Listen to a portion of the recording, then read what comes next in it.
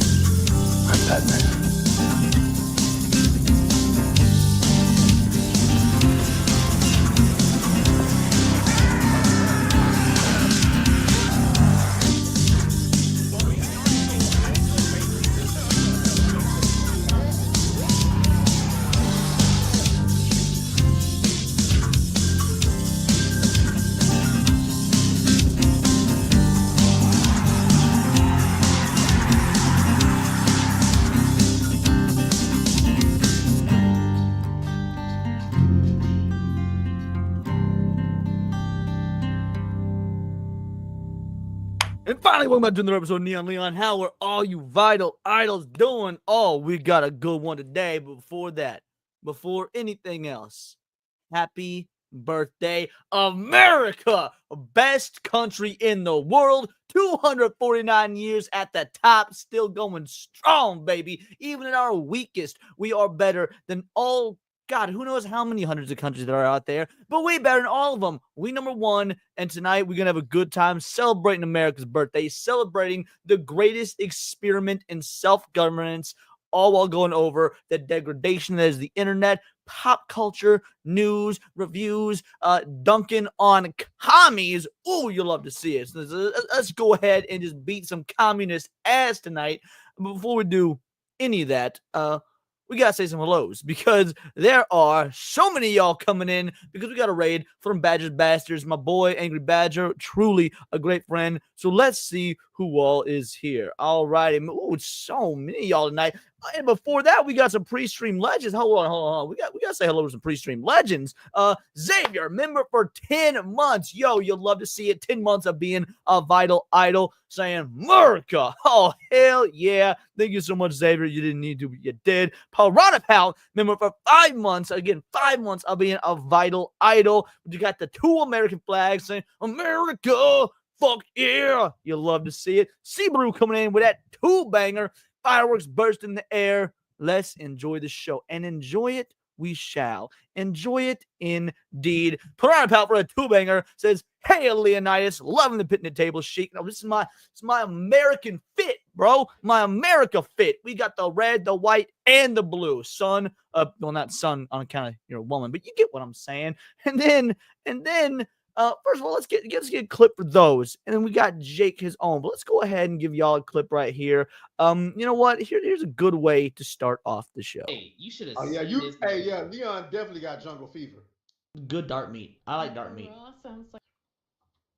Leon definitely has jungle fever. Yeah, nice dark meat. 40 lashes for the monkey lover.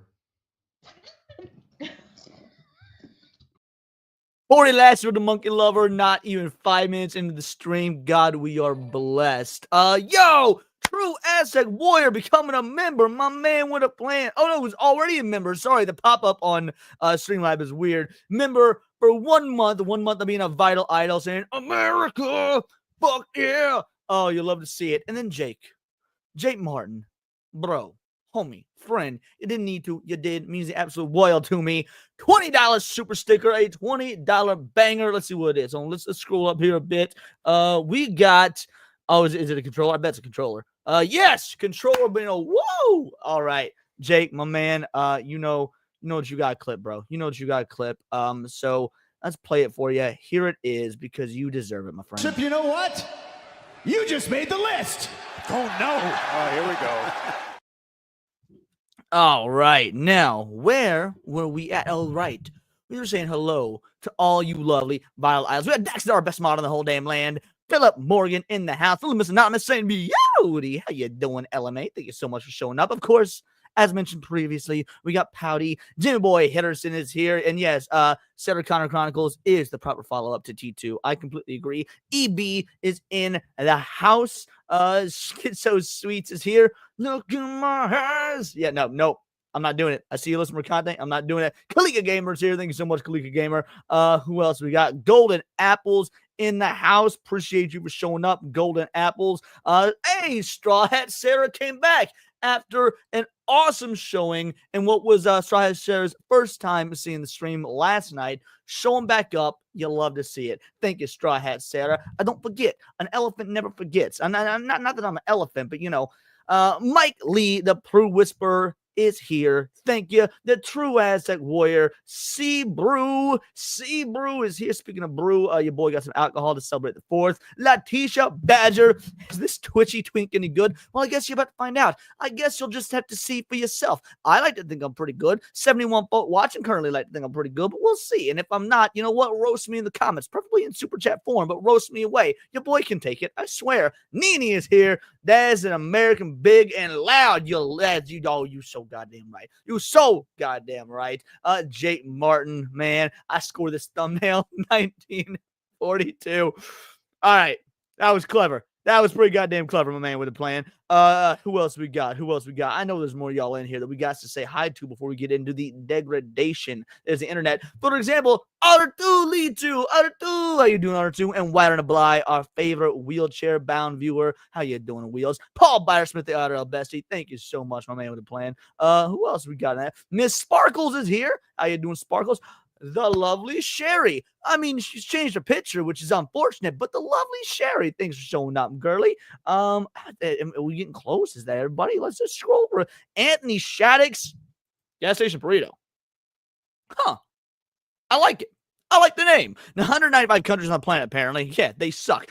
Exactly. 195 planets, 195 countries on the planet, and only one good one. What a damn shame. Let's see who else is in the house. Irwin's Sentient Potato. What up, jerks? I'm digging the name. Sned 1011s, and what up, Leon? What is up to you, Thundercat? Who else is in the house here? We got Mr. Techrat, of course. Hail to the Cabalians. Techrat, obviously a vital pillar of the community. King of the Rins Domingo is in the house. And guys, I know there's more of you, like our boy Johnny Boy Winslow, but we gotta get the show. We gotta get the show. Our boy Hypnotic is here. Happy birthday. Thank you so much, Hypno, man. Happy 4th, everyone. Happy 4th. You love to see it. Happy birthday, America. 249 going strong. All right, guys. You know how we do this. We're gonna react to some videos. We're gonna go over some news. We're gonna talk nerdy. Before that, we gotta get our grift on. If you've been here before, you know that we got tiers. You ain't been here before, you better learn about some tiers. TIERS. So tier 1, we make a hundo. I extend the stream, and I bring those you on that donated. Get them donations in. Come on, we turn into a panel stream. Is a goddamn party. Tier 2, 200. Your boy goes straight up over 9,000, breaks out the scouter. Dragon Ball style, breaking out the scouter. And then tier 3, if we hit tier 3, we get that extra Sunday special stream. You'll love to see it, the Sunday special stream. It's a blast. What can I say? I mean, it's just there's no other show like it. It's just several hours of gaming reactions, whatever you guys put in Discord you want me to think about. It's a good goddamn hangout session. Let's hit tier 3 and let's get on with the show. What up, Gray the Merchant? Obi Dean is here. Leon's Tears of Tears. Yes, absolutely. And I mean, again, we can add even additional tiers to punish me. I didn't know how to super sticker, did it? I'm supposed to be getting the goddamn notification. It didn't come through. Hypnotic with a 5 bang on a $5 super sticker. Thank you so much, Hypno. Let's see where we at. What was the super sticker? We're going to scroll that through here. It's a Triangle controller that says noob. All right, Hypno. I see you. We'll go ahead and give you this clip. I can blow. Oh, you ready to blow? Yeah, I'm ready to blow. Well, I'm a mushroom cloud laying motherfucker. Every time my fingers touch brain, I'm Superfly TNT. I'm the Guns of the Navarone. You know, that clip used to hit so much harder when Treyas showed up for SNH. Although I can't say too much. I've been absent for the last couple of weeks, but that is all changing next Saturday. Next Saturday, be back in full force. All right, guys, let's get into it. Hassan Piker, the bane of Twitch the world over, apparently been doing stupid shit. What a shock. Is anybody surprised by this? Is literally anybody surprised by Hassan Piker doing stupid shit? No? Well, apparently Twitch has refused to do any sort of bans or anything to that effect. All I know is that he brandished a firearm on screen and apparently attempted to dox someone. So I've heard about this, but I've been refusing to watch anything about it or learn about it because I want to do it in real time, live with you guys. Let's see what absolute retardation Hassan Piker was trying to pull. Let's wet our whistles and destroying this commie POS. It's time to crusade Iran and Gaza. Mamdani communists. Let's go to war against the left.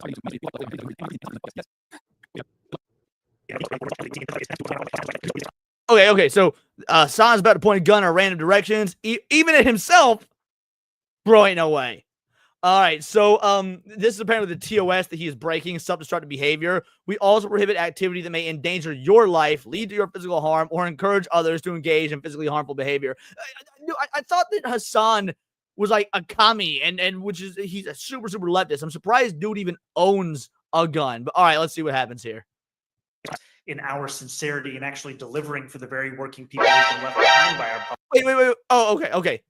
To his credit, he at least did, check the chamber. Also, were they saying he has a MAGA body? Wasn't there that article glazing Hassan like 3 weeks ago about the liberal mind with a MAGA body? I don't know, dude. He'd be looking a little bit pudgy right here. Like he got a little bit extra going on. So where's this MAGA body? Because do look like he'd been spending some time in the donut shop. Hassan been doing that Krispy Kreme. I mean, he definitely likes the glaze of men, so.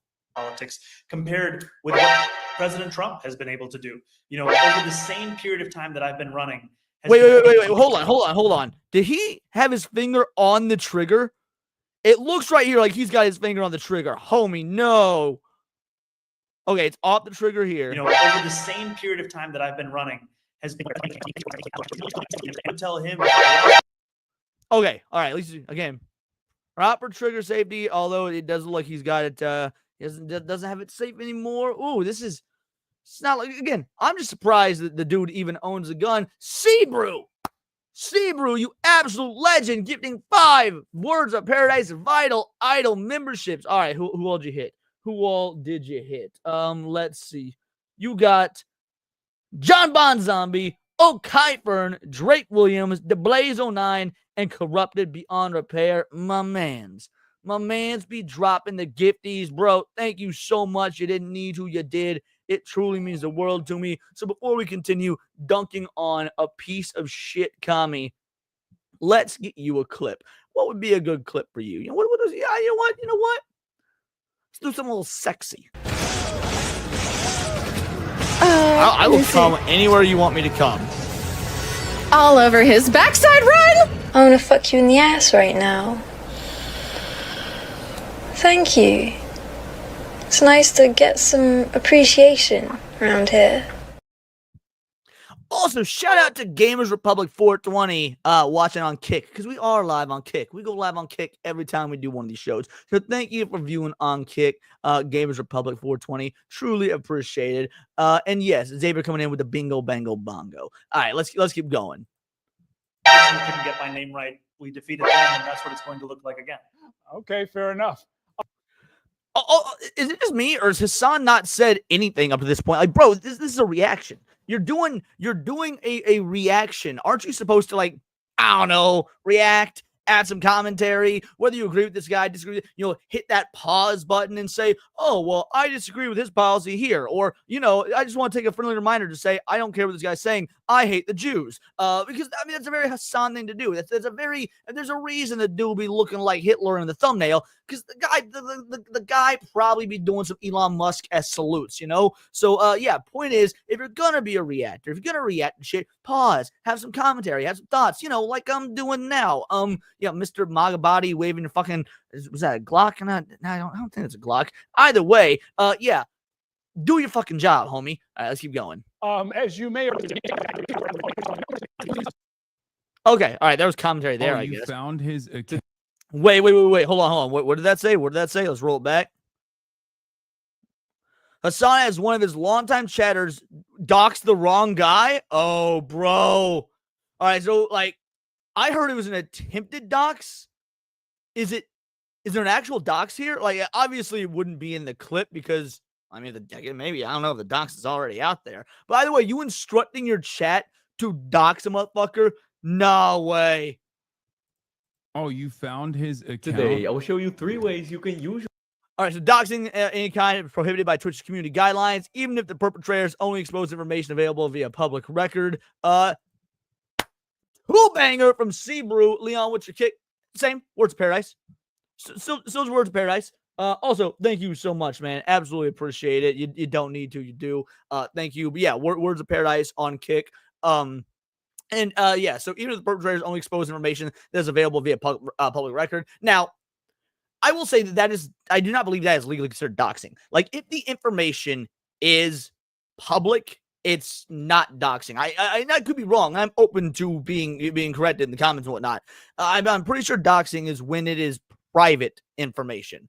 That being said, point is he broke TOS. Like hey, a la carte 1068 on kick. Thank you so much. Yeah, he broke TOS. And if you're gonna be breaking TOS, you should be, I don't know, getting punished.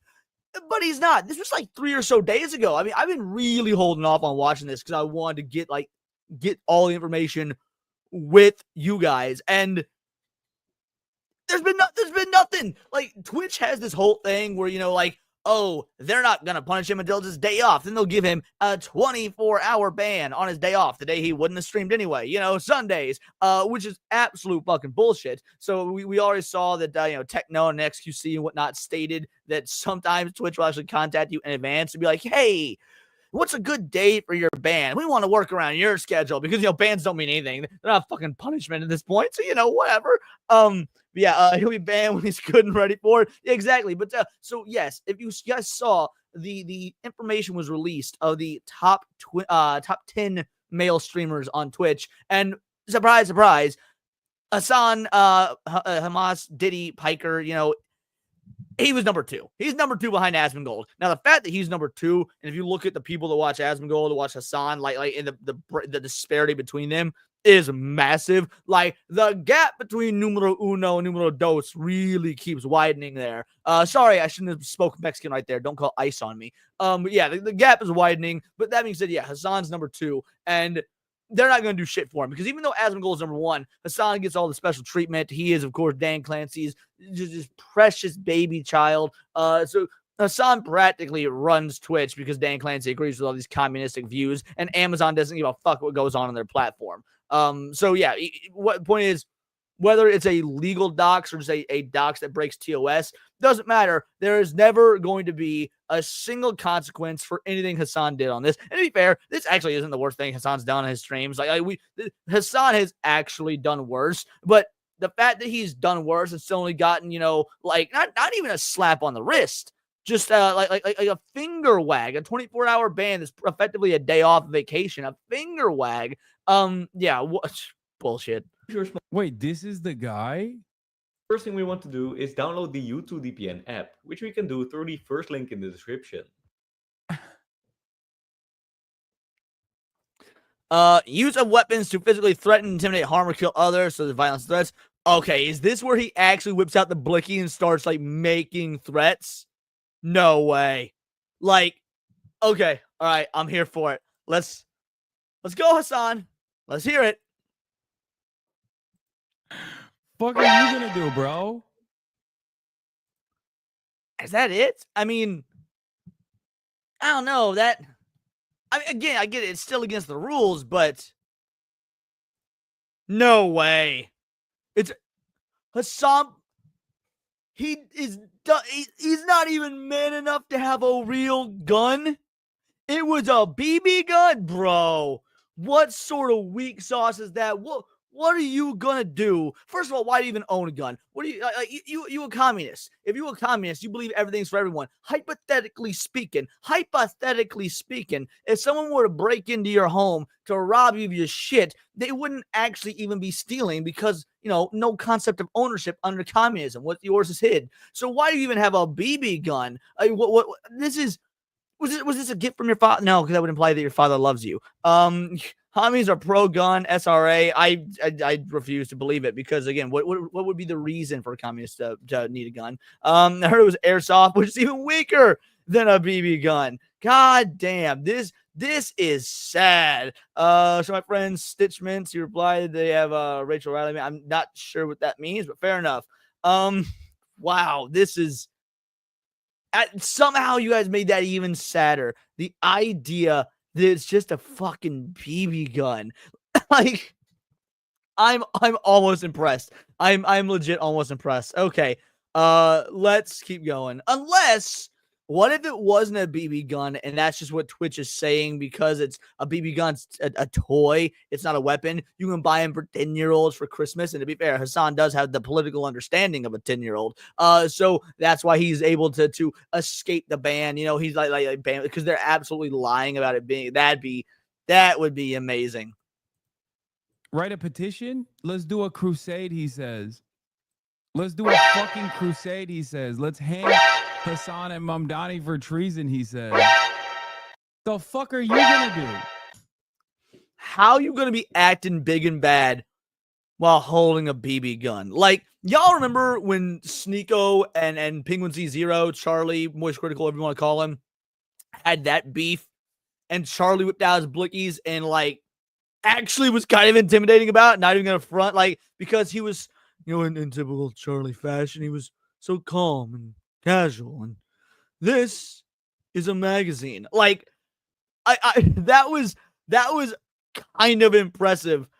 Even if this were a real firearm, which I assumed it was until I was corrected in the chat, that wasn't Hassan, like, waving the gun around. Oh, look at the wrist. Like, Hassan waving that toy around with such homoeroticism. That's there was nothing intimidating about that. Like, I get it, gun's the great equalizer. If I didn't know any better, I was like, oh, I don't like the fact that he has a gun, but I'll see a boy stay strapped, and I got a feeling, I got a hunch, I got just a sneaking suspicion that if I were to challenge Hassan to a duel of honor, straight up Andrew Jackson style, yep, I would come out on top. For a couple reasons. One, I guarantee you I'm a better shot than him. But second, apparently he'd be coming to me with a BB gun. So yeah, he doesn't look the type. Yeah, exactly. He does not look like the type to have ever shot a gun. 100%. I got the 9 milli on me. Don't need to be flashing on stream. Yeah, exactly. I've never shown off my guns on stream. You want to know why I've never shown off my guns on stream? Because that shit can get your ass kicked off fucking YouTube. Zax, member for 9 months. Hamas, Diddy, Epstein, Osama bin Laden, Piker. You good goddamn right, Zax. What a brilliant way to use your 7-month membership. Just like now, you should have actually gone the full character limit. You should have just kept stringing shit together. Hamas, Diddy, Osama bin Laden, Epstein, Adolf, Piker. Wear metal armor. Clipping that. Highly doubt you're top, Leon. I don't even know what I said, but all right, let's keep going. Go on a fishing expedition? Try to fucking put malware on my phone? Is that what you're gonna do? You skinny bitch. Ugly ass. I mean, I'll be real. I don't know that you should be trying to call somebody a skinny bitch as an insult. When you stood up, grab a soda, grab your fake blicky, and when he saw that you actually don't have the MAGA body, the variety whoever been claiming you have. Like, we saw that pudge. Oh yeah, Cornboy got a point. Like, the rack was slid back when he grabbed it. Like he checked to see if it was clear. That kind of lends credence to my theory, though. Again, my theory is that it is a real gun and it's being claimed it's a BB gun or an airsoft gun. That way he can avoid the Twitch ban. That would actually be amazing. Yeah, didn't Destiny's son do that? Destiny's son. Wait, didn't Destiny's son get temp banned on Twitch for the same reason? He grabbed a fake gun and said he was going to kill his dad. Like, so even if it is a BB gun or an airsoft gun, wouldn't that still warrant a ban? Like, I'm pretty sure that's what happened with Destiny's kid, because there was no goddamn way Destiny's 10-year-old son or whatever had a real gun. The internet consult ain't that's a fact. Glock CO2 BB gun side. Oh, okay. Oh, so I was right. So it was a Glock. Okay. I mean, fake Glock, but Glock nonetheless. That's not him. It's this. Hey, yo, dead ass G, my bad. No mention of the fact that he just doxed some innocent dude. No way. So okay, so the guy in the video, that's God, that is so good. That's so amazing. I love how stupid this dude is. Like not even for his political takes, not even for his lack of understanding of history, his lack of understanding of foreign policy, his lack of understanding of geopolitics in general. He's just retarded. Like, he's actually is a dumb individual. Like, have you ever seen those like man on the street sort of videos on X where, you know, a dude's holding up a an atlas or a map of a certain continent, but all the names of the countries are removed. He's like, all right, can you name XYZ countries? If it was anywhere that wasn't the Middle East, I feel like Hassan would fail miserably because he's an unintelligent individual. Like, if you were to ask this dude, you know, explain to me the hero's journey in literature, which is a very basic answer that you should, you know, if you is past 9th grade English, should know. He's not even going to know that the hero's journey is a literary device. Yeah, okay, so Destiny's Son received a permaban. And if I recall, it wasn't even a real gun. Like, if I could be wrong, but I'm pretty sure it wasn't even a real gun.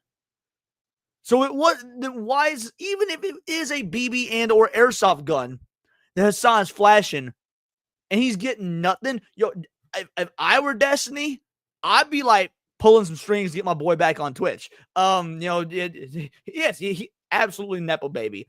100% Nepo baby. Pimp. That's just what happened when you a motherfucking real ass boss. This is true. Isn't it? Ping for US servers is kind of high, or there is. Oh no, it's even worse. It's even worse. Hold on. Here's how we know this dude is in a better position than Hassan. The guy on the screen right now, he ain't got the followers Hassan has. He ain't got the money Hassan has. He ain't got the clout Hassan has. He ain't got the video and audio quality Hassan has, because I'll give Hassan any credit for anything. He's at least got, you know, technically a good setup, better than mine. But you want to know how we know off the rip that this dude stays winning? That this dude is better than Hamas, Diddy, Epstein, Osama bin Laden, Piker? Look at his shirt. Shirt says dad power. It means the guy's a father. That means he has felt the warm insides of a woman's walls. And he gets the joys of fatherhood that goes along with it. I don't know if you could say either of those things about fucking Hassan. Like, Hassan for sure ain't a father. There's no way. That's never happening. No woman is going to allow Hassan's seed to enter her pussy and not get it aborted. Like, she could have just walk into the Planned Parenthood and be like, scrape it out of me. So there's that aspect of it. Also, I just don't know if Hassan's ever fucked a woman, because I assume he is of the homosexual variety. So.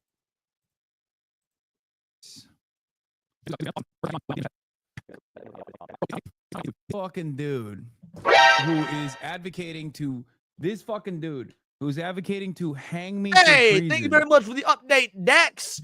Dax is our best mod in the whole damn land. We hit 55.95. You want to know what that means? 45 more, and we hit tier 1. We extend the string. We bring on those who donated. We only 45. Well, you want to know what that is? That's 2 5 Words Paradise membership gifties away, like of hitting tier 1 and bringing on you guys, extending the show, having a party. Thank you so much for coming up with that.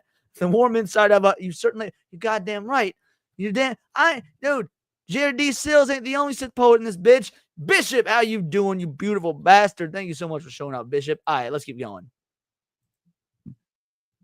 Is mad at me, okay? Is mad at me and doesn't realize.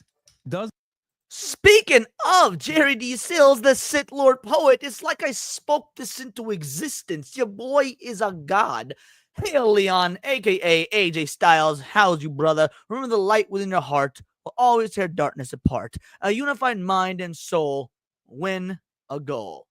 Bingo, bango, bongo, there it is. And unlike Badger and Gooch, Jerry, I did it in the correct cadence so the rhymes actually functioned.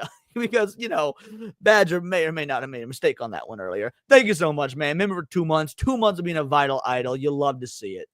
Doesn't realize that.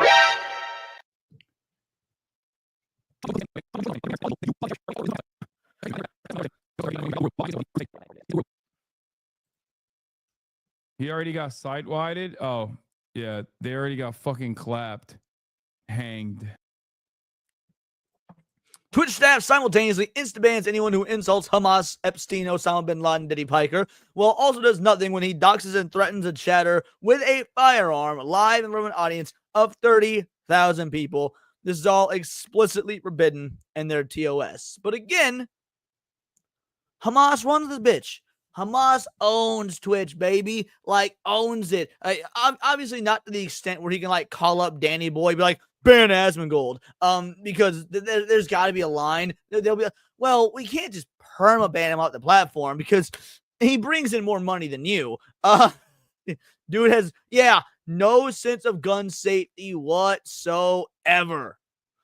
Yes, Twitch is absolutely biased. All right, and then we had this one here. So you guys missed the best part of the Hassan gun clip. While acting so tough, his magazine slips out. He puts it back in, proceeds to swing it around and point it at himself. So I didn't catch that, or it was not in the version of the Hamas clip that we watched.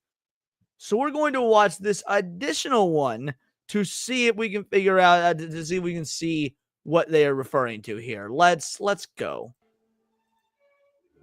This fucking dude who is advocating to this fuck. All right, so if that did happen in the other version, it was so quick. You're right. I didn't see it, but holy shit, that's amazing. All right, let's go. Dude who's advocating to hang me for treason is mad at me. Oh, there it is. Hold on. There it is. Oh, that's good. That's good. Like, I feel like there's a moment here that would just be beautiful thumbnail material. Like, you could take a screenshot of this and you could have like ChatGPT clean up the quality and whatnot, and you would just have Hassan threatening self-harm, and you can print this off and put it on your wall. Just have it in the background of your streams. I mean, again, BB gun or not, I don't really think it matters at the end of the day. I predict he deletes himself. Lies. Alive, not lies, alive. Okay, is mad at me and doesn't realize.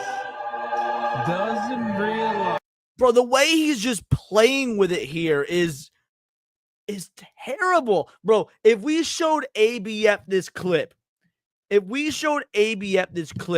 we might give him a heart attack on stream. Like, that, I kind of want to test this theory out. I kind of want to send this to ABF while he's live and then see if we can murder him on stream. Like, just not really. Like, I don't want ABF to die, but like maybe like just like a small cardiac arrest that requires a hospital visit.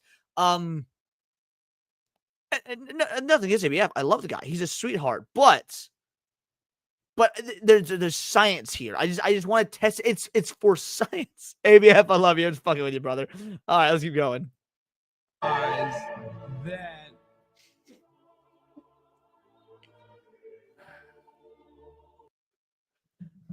Going apples with that two-banger, $9.99 says, Hassan radiates small PP energy. You want to know what else? What other kind of energy? He just exudes this sort of energy. I'd fuck one of the robot dogs. Thank you so much, Golden Apples. You didn't need to, you did. It means the absolute wild to me. Truly appreciated. FYI for people, it doesn't matter if the gun is fake. He never announced the weapon to be fake and clearly used it for intimidation against his hater and then said, what are you going to do? Yeah, exactly. Again, whether the gun's fake or not doesn't matter. That's what I was saying earlier. You put it in a much better form than I did. It's permaban offense for anyone else except hardcore leftists on Twitch. Plain and simple. I mean, Hypnotic is speaking facts. I don't even know what to say. Yeah, Hypnotic is out here speaking facts. Yeah, exactly. Have good Trump practice is even with a fake gun. going to cook his family. Okay. What? He keeps pointing it at himself too. Why is he treating him like a fidget toy? I don't know. Oh, that's amazing. And this was not originally on the docket, but I found this right before we went live on Badger's stream.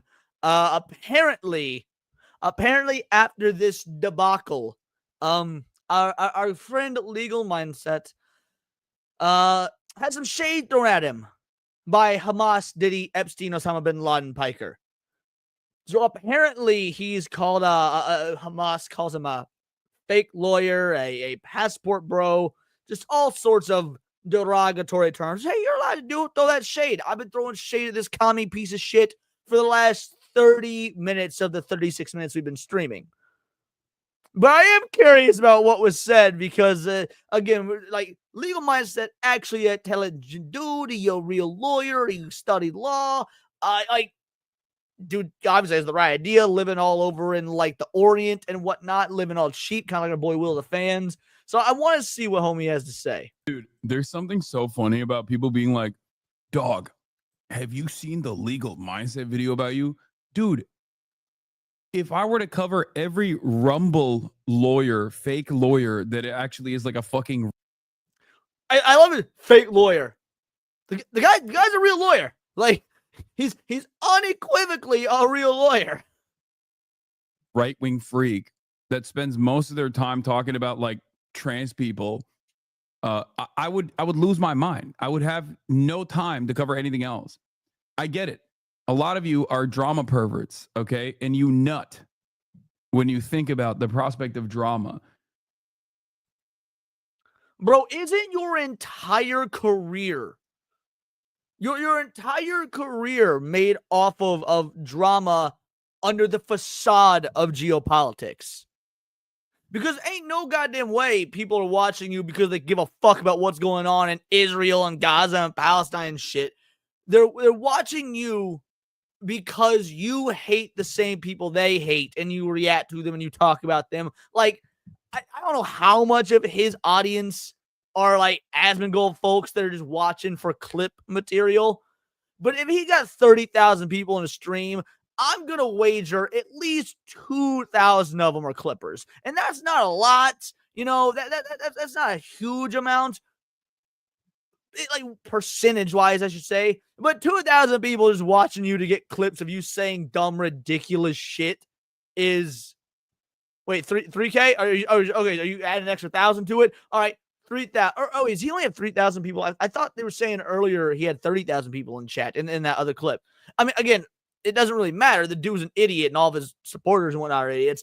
But point is, there's people that hate watch you to get clips so that they can get their 3 million view clip on X and make money off of your back, which is fucking fine by me. Go for it, man. Go for it. I think that shit's great. But you can't sit and call people drama perverts when you are yourself a drama pervert. That's the entire reason you exist. And I'm not saying I'm any fucking better. I'm over here talking mad shit about you. I put you in my thumbnail, I put you in my title, hoping to get some haters. Because anytime I post Hassan clips and whatnot on YouTube, make videos about it, I get Hassan meat gobblers in my comments, dude. I get people telling me to kill myself and everything because they just sitting there like they are just jerking themselves to how much they fucking want to see a video and comment on my videos about how much I'm talking shit on Hassan. It's kind of amazing. So I ain't taking no high ground here. I'm no different. But it's incredibly fun to do and just acknowledge that you're the same.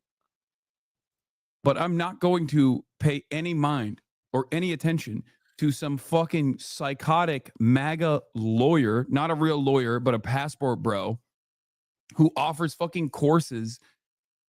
By the way, how is passport bro an insult? Like, oh, I'm incredibly rich and successful and a lawyer. Let's go ahead and make my wealth even further by having a successful channel on YouTube, Rumble, whatever it may be. Then let's go ahead and make sure my money goes even further by moving to a different country where, shocker, they have a terrible economy. Therefore, my American dollar has a whole lot more weight to it. Like, I don't know. It seems like a logical move to me. Also, passport, bro. Homie, you're a foreigner. You weren't born here. You're born in goddamn Turkey. Like, you ain't got really room to talk about people going to other countries when you live a life of luxury in a country that you hate, that you weren't born in, that you make millions talking shit about. Go, at least legal mindset, got respect for the country he lives in. I'm just saying. Let's see what we got. Yo, we got Lucifer the Doberman for that two-banger saying smash that like button. You good goddamn right, son. You better smash that like button. Truly appreciate it, Lucy. Thank you so much. On becoming a passport bro who primarily fucking streams on Rumble. Why do you guys come in here and ask for this stuff? It's never going to happen. Okay? What do you mean it's never gonna happen? You react to Ethan Klein and fucking Asmongold. That is as drama farmer as it gets. It's never happening.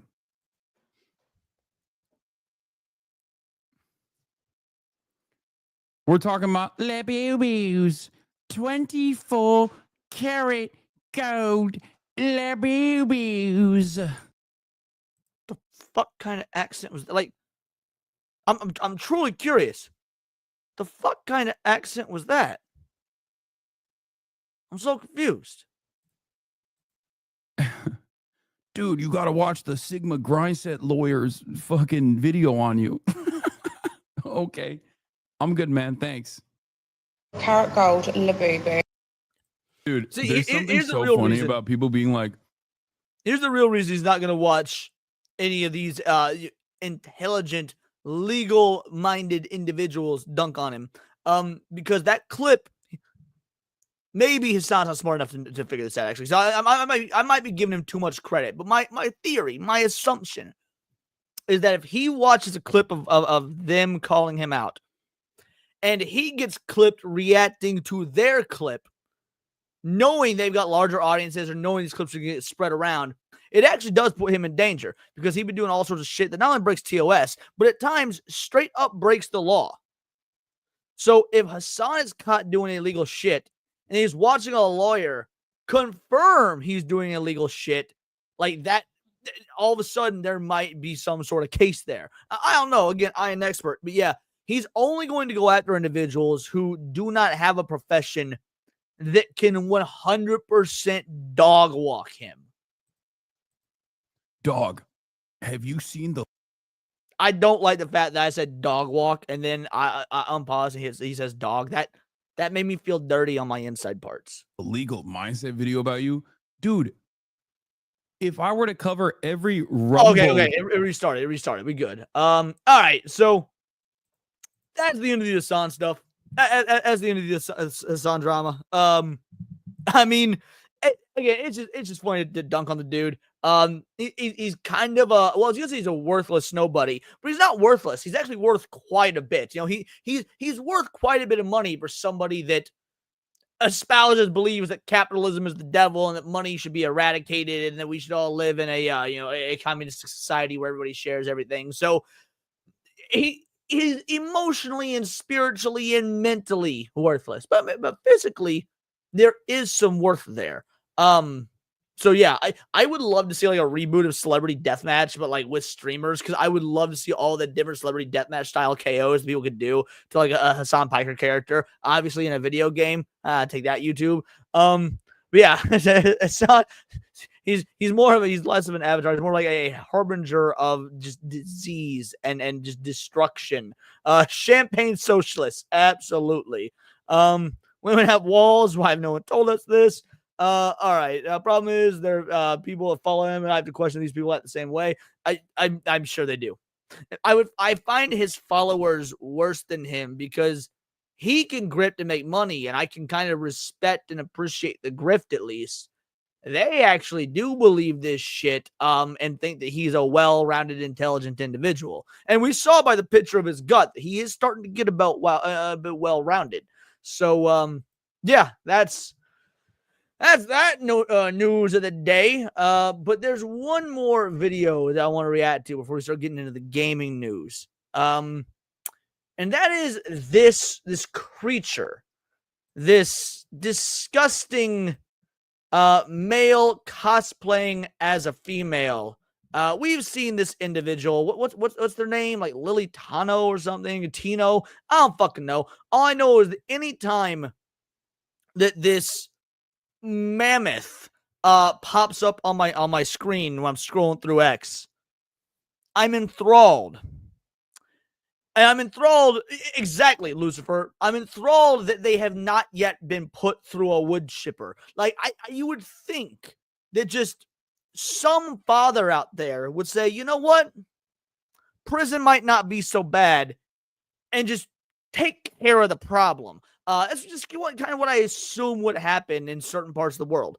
But apparently, even though it wasn't wood chippered, we got the next best thing. Total chud victory.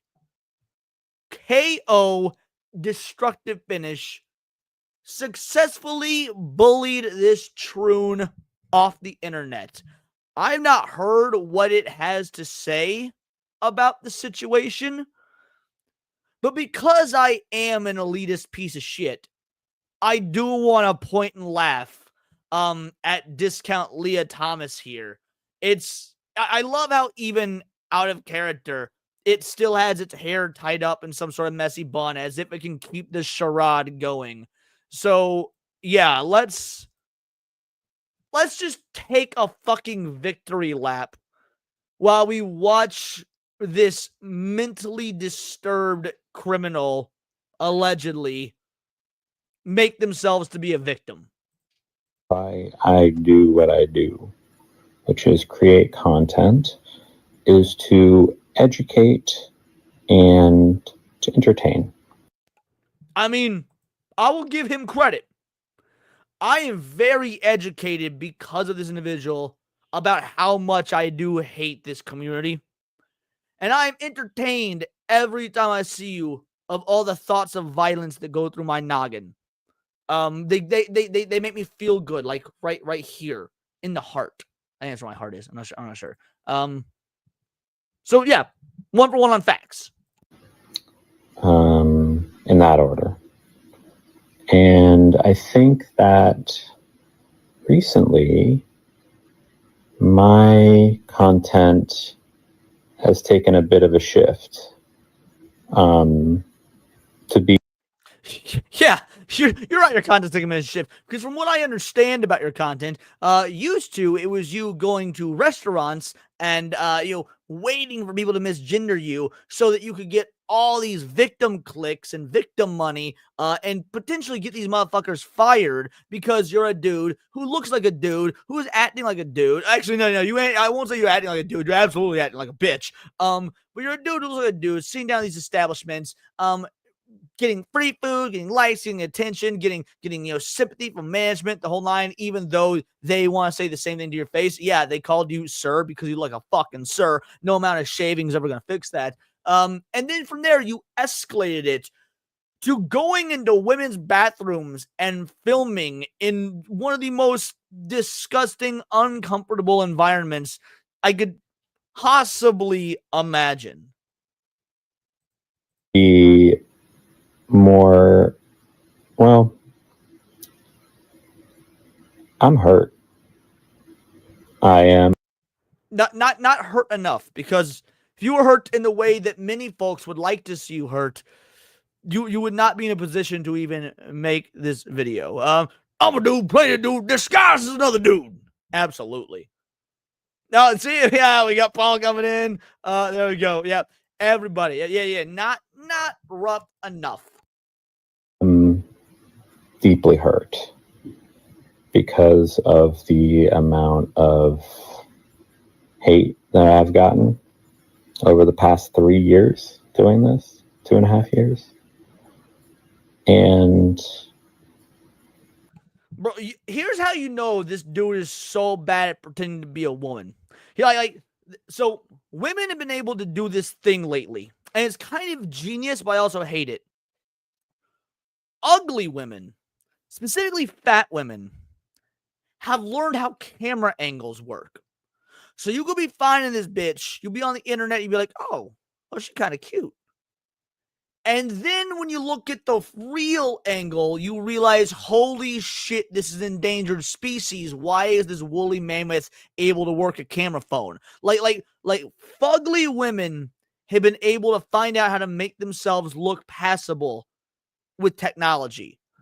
So you know this is a dude and not a woman because he is in fact filming himself at this angle, which is quite possibly the worst angle to have filmed yourself. Like if you wanted to at least pretend to be a woman, you would have shot this video like this or something. So again, you're a failure even when you're trying. that hurt has influenced the way that I do things as a content creator, especially as a streamer. I'm always on camera, talking all the time, daily updates about where I'm at. And I think that the hurt that I feel. Bro, imagine making $200,000 a month just to creep out women.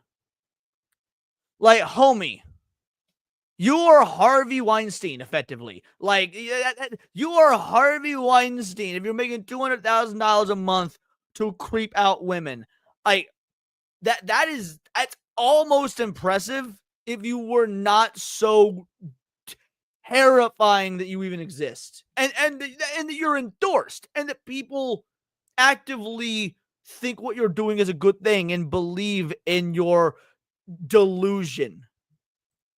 Feel has influenced the way that I've pushed in my content to be confrontational and be in your face about. So, once again, I thought you were trying to pretend to be a woman. Isn't that your whole bag? Your grift is to cosplay as a woman? Look, I know there's some confrontational women out there, but most women shy away from that shit. Most women are catty and they do shit behind each other's backs and they're vindictive. So once again, you're proving your own whatever little testosterone you have left by acting like this. In your content by being aggressive and shit, I mean. What I'm trying to do, which is ultimately teach people about trans things, and hopefully make for a more acceptable.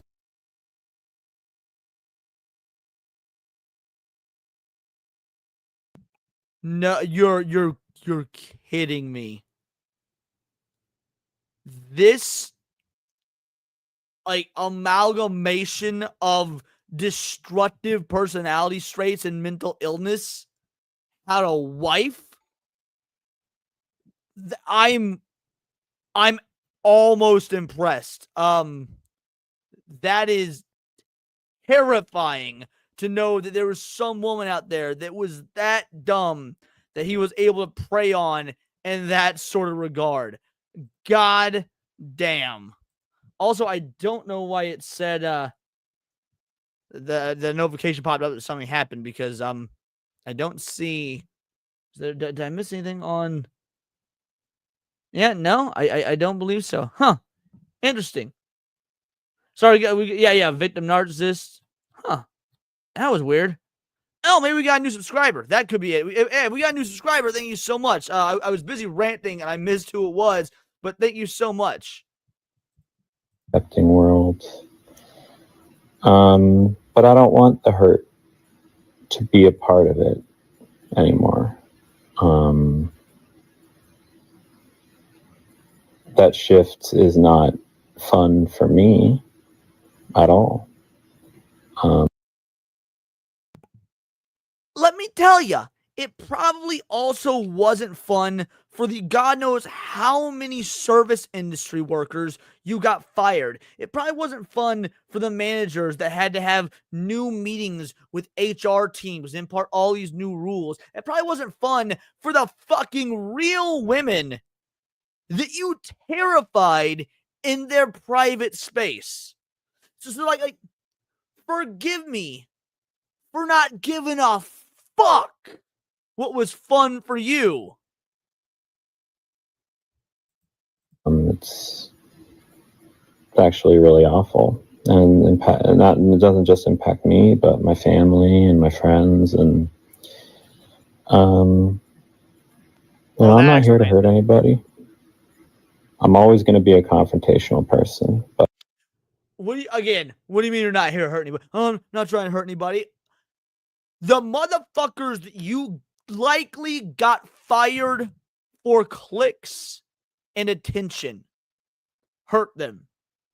Like I'm gonna give the worst case scenario here, but let's do it for funsies, all right? Homie goes to Disney World and he gets himself a fucking parfait. And the guy working there that's serving the parfait says, "Here you go, sir." Why do you say "here you go, sir"? Because you look like a fucking sir. And you act like a fucking sir, at least in some regard. And now, uber lefty liberal Disney World, which might be the only job this dude got, and that's how he's a single dad, was feeding his 2-year-old daughter, gets fired. And now his kid starves to death. Yep, you killed a 2-year-old girl. How do you feel knowing you killed a 2-year-old? All right, you don't care because you're a narcissist. I'm always gonna be a confrontational person, but don't be confrontational with me. Yes, allegedly killed a 2-year-old girl. That's my head canon. But I think there's ways to do it that are not channeling the anger I feel at the world for hurting me. So to that end, All right. Zach makes a point. He will happily care for that little Couldn't even say that without just shivering in disgust. Pokemon actually killed that girl.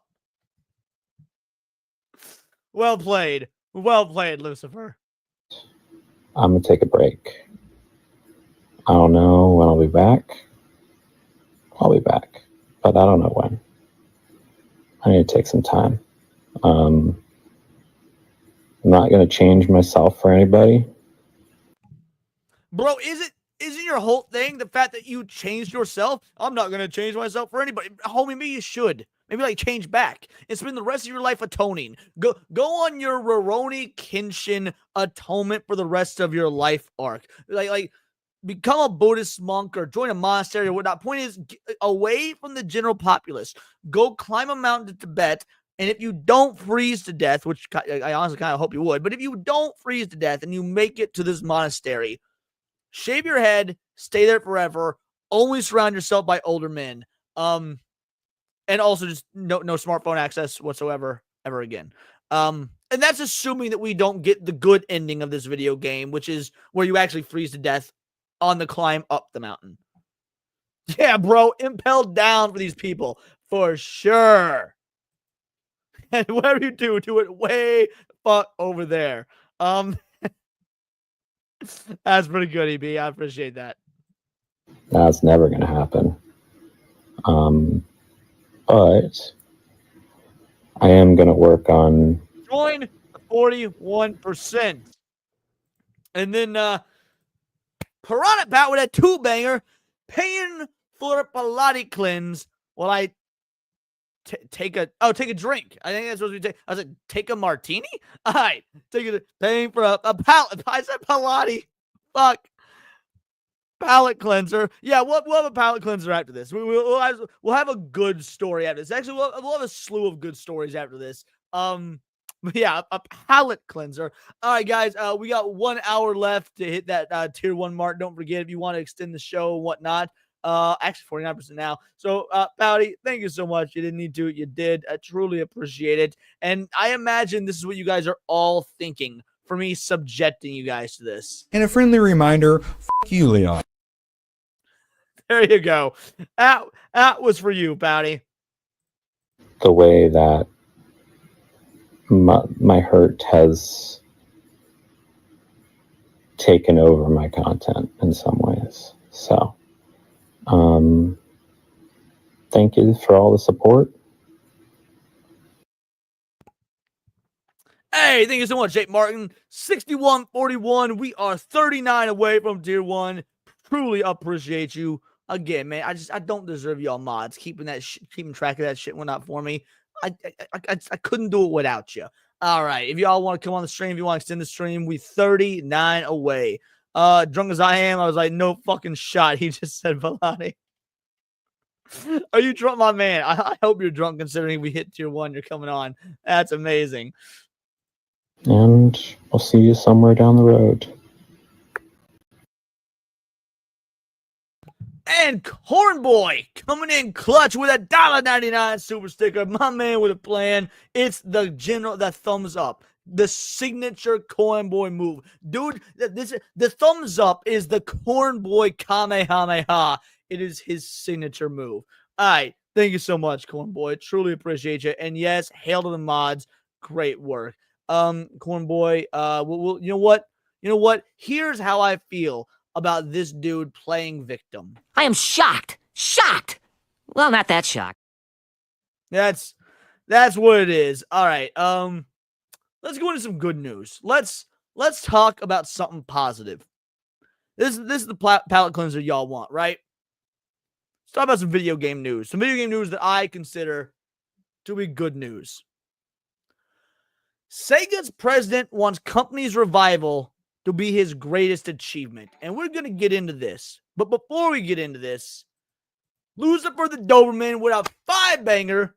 You should have to watch Ironheart at 100. It's amazing. I already have to watch Ironheart because of a different super chat goal that was met. I'm just waiting for Hold My DualShock because we're all supposed to be watching it together. But yes, I will be watching Ironheart. I'll be giving you guys my thoughts on it the whole 9. I need to actually hit up Hold My DualShock and see what the plan is for that. So thank you so much, Lucy. And then Seabrew, we're a 2-banger super sticker. Is the Corgi or the Shiba Inu giving the thumbs up?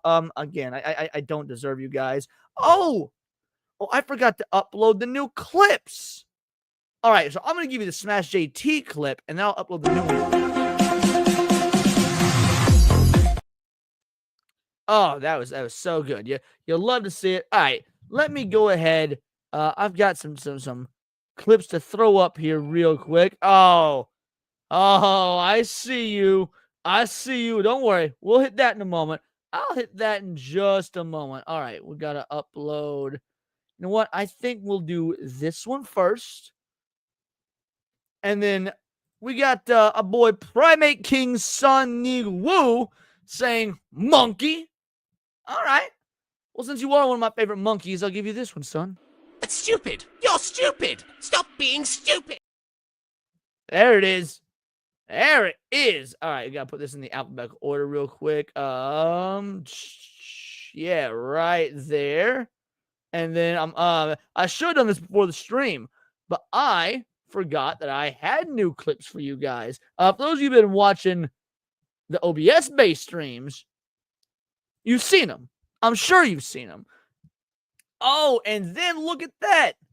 Seabrew with a 3-banger. A super sticker. My man, it's, is that a pear? Some sort of dancing fruit. And then, oddly enough, EB coming in with another fruit with a banana.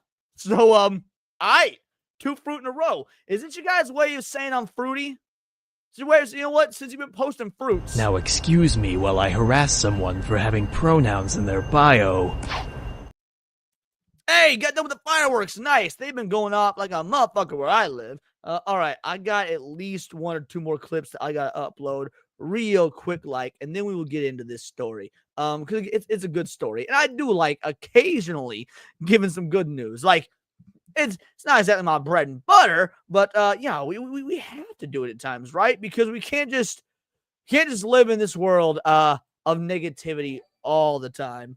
DJ Dire Wolf for a 2-banger says Frieza had sand fatigue. Like I love that. Like the equivalent of black fatigue. That's good. And then EB with another 2-banger, or a 149, a super sticker. It is a banana peel. So it's like I don't even know what the reasoning for that is. And like it's just good. And then Seabrew with the lemon blowing a kiss. Y'all are on one tonight. I don't deserve y'all, but you are on it tonight, and I do truly appreciate it. So do we have? Let's see. We're gonna go ahead and you know what? Well, I'll give you one of the new ones. Because of that, I'll give you one of the new ones. You guys have earned it. Let's see. Where'd it go? Here it is. I know now that it could never work between us. Not because you're a rabbit, but because you're black. There you go. How'd y'all like that? The brand new syndicated clip. If you've been watching some of the streams the last couple of days, there it is. Yeah, I like seeing the super stickers get love as well. I mean, it makes you guys as mods harder because it doesn't appear in the tracker here. But there you go. All right. Let's get into this story about Sega. As y'all know, I'm an unabashed Sega fan because I am an unabashed Sonic the Hedgehog fan. But Sega is so much more than just Sonic the Hedgehog. They have got so many great IPs. They have got, one of my personal favorites I grew up playing was Crazy Taxi. I'm a huge Crazy Taxi fan. Obviously, people play Yakuza. Yakuza is probably their second biggest IP after Sonic. You've the greatness that was Jet Set Radio. Yes, we are 19 away from tier 1. Thank you, Paul. Truly appreciate you. And yeah, Jake Ryu as well. So yeah, 19 away. So point is, I would love to see the revival of Sega. I do see that other super chats are coming through. I'm going to get through this article first and give my thoughts, and I will hit all the additional supers after that. Let's see if y'all can push past tier 1 before I get done with this article. All right. He's concerned about the console business. So, Sega's president and chief operator, the COO, Shuji Utsumi, has stated his wish for company's revival to be the greatest achievement in his career. During an interview with The Game Business, Utsumi, who produced the business plan for Sony's first PlayStation before overseeing first-party development for the Dreamcast, your boy's favorite system, brushed off his previous achievements with a view to focus on the future.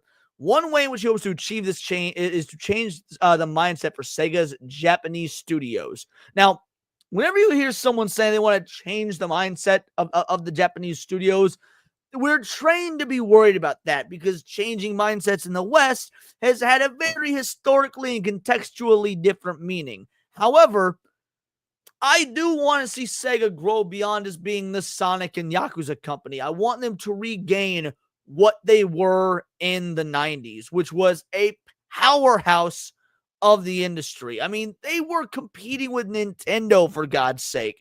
And now we have Nintendo out here still breaking records.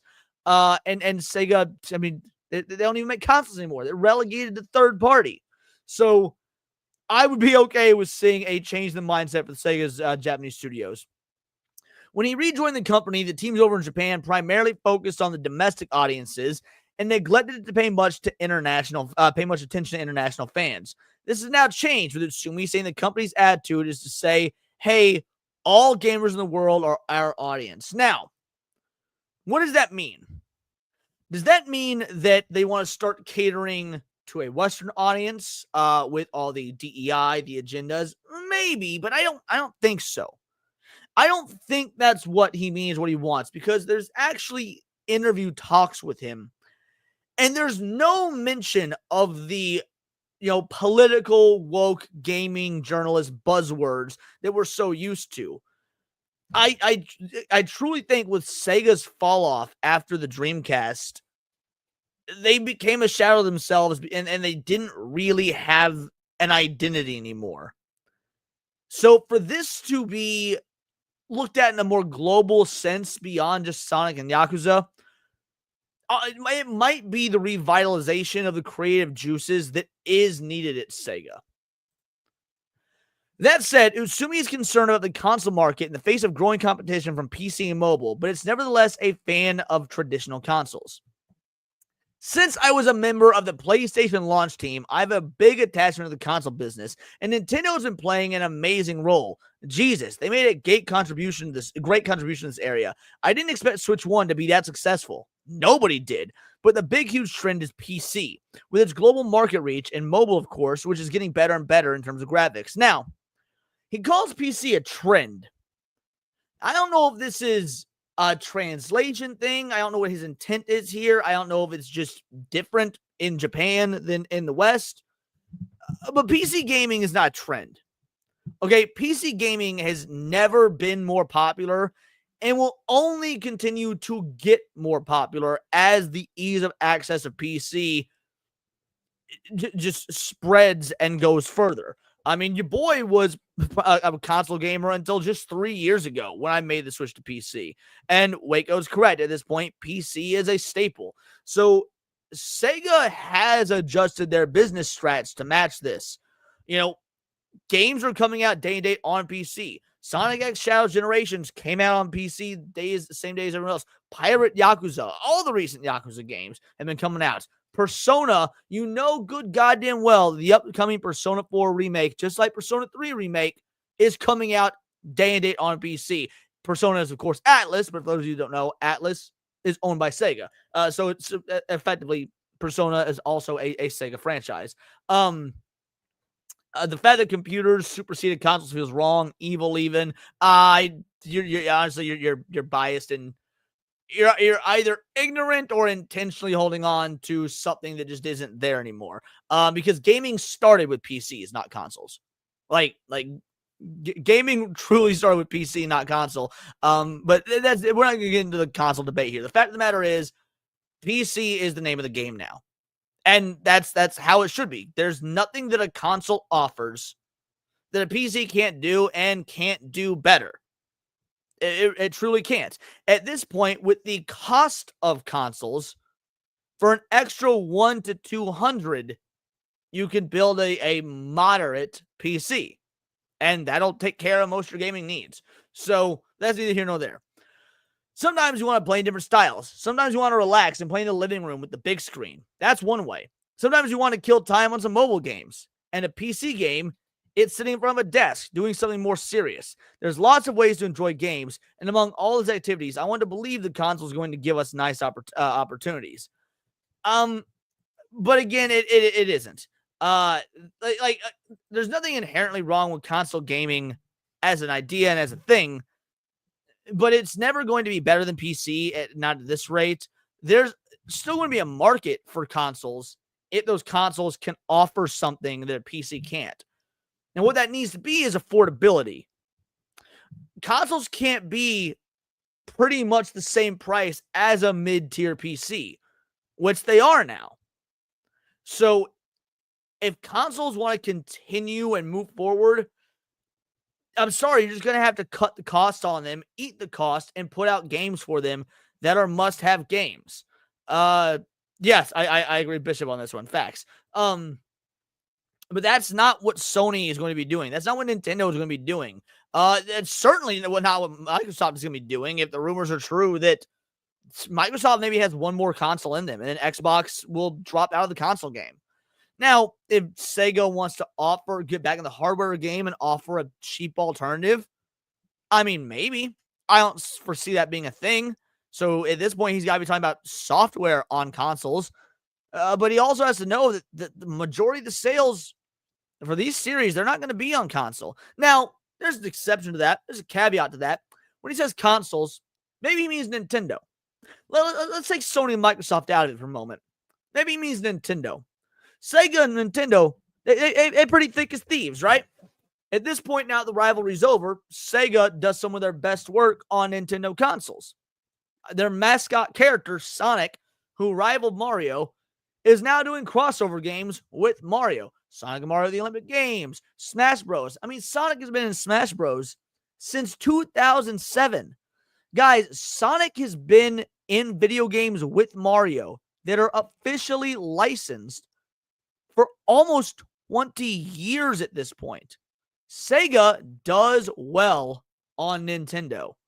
So if they want to focus on consoles, their best bet to do it and make money would be to focus on Nintendo Switch or whatever Nintendo console exclusives, and then put their other games that are not Switch exclusives on all platforms, especially PC.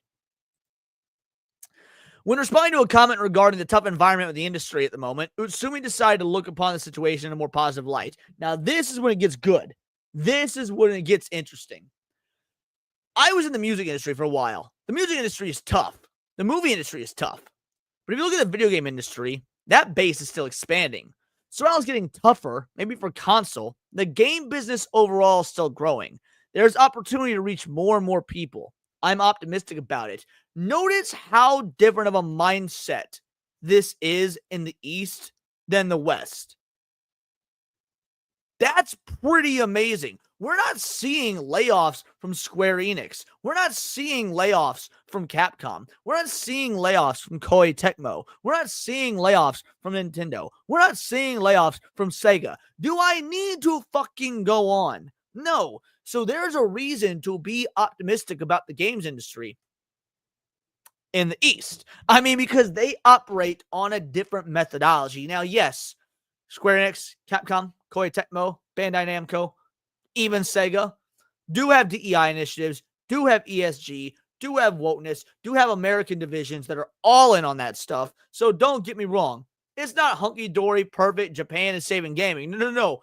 They got their fucking issues. Nintendo of America got some of their issues. Nintendo of America actively hires people they're calling to be experienced for DEI. So that's, again, there are issues. However, if you look at the state of these Japanese companies or even these Eastern companies, we want to talk about Tencent, China, Shift Up, South Korea. Those are all companies that are in good positions. And knowing that we have a COO here of Sega that does see the positivity of the fact there is still growth in the gaming industry means that you got to have heart to create these games. You've got to have belief. You've got to have soul. And he's not going to be worrying, oh man, is my team going to get laid off next week? No, that's a worry of the Western developers because the Western developers are not delivering. If you can work in an environment where you don't have to have that worry, I'd say you're probably going to get a better product out of it. That's just my belief. Time will tell if Utsumi manages to achieve his goal, but Sega has certainly been a bit of a roll recently. The company launched 3 games on day 1 with Switch 2, with more in the works, and has been seeing remarkable success with the Sonic the Hedgehog movie franchise. Fans of old school Sega can look forward to the revivals of Crazy Taxi, Golden Axe, and more in the coming years. And that was huge news, dude. When they brought up in the, I think it was last year's Summer Game Fest, they were bringing back their classic franchises, their classic IPs. I was flabbergasted. I was blown away. But you mean we might get a return to Jet Set Radio? We might get we are getting a return to Crazy Taxi. You showed that off. Golden Axe, like it was Space Channel 9. We're gonna get Space Channel 9. I'd be all right with Space Channel 9. So yeah, Sega's in a really good spot right now, and this COO is making it his mission to revive the company. We're all talking about the downfall of the gaming industry, which I'm a part of. I love talking about the downfall of the gaming industry. I love going to bed each night knowing I'm doing my part and making sure that the modern gaming industry crumbles. But I do want to see it rise like a phoenix from the ashes.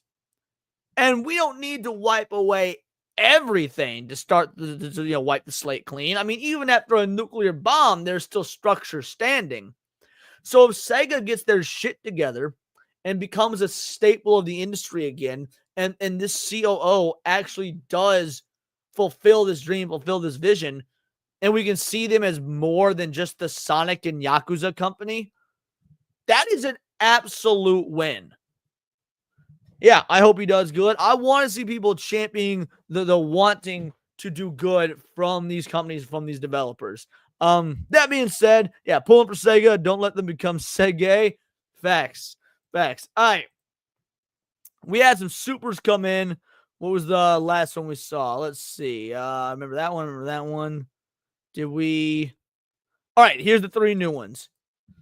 Seabrew for $1.49 sent a super sticker. What even was it? Let's scroll back up here. I didn't see what these super stickers were because I was ranting. It's a peach. It's a peach. Thank you, Seabrew. And then we have EB setting up hot dogs. So breaking the fruit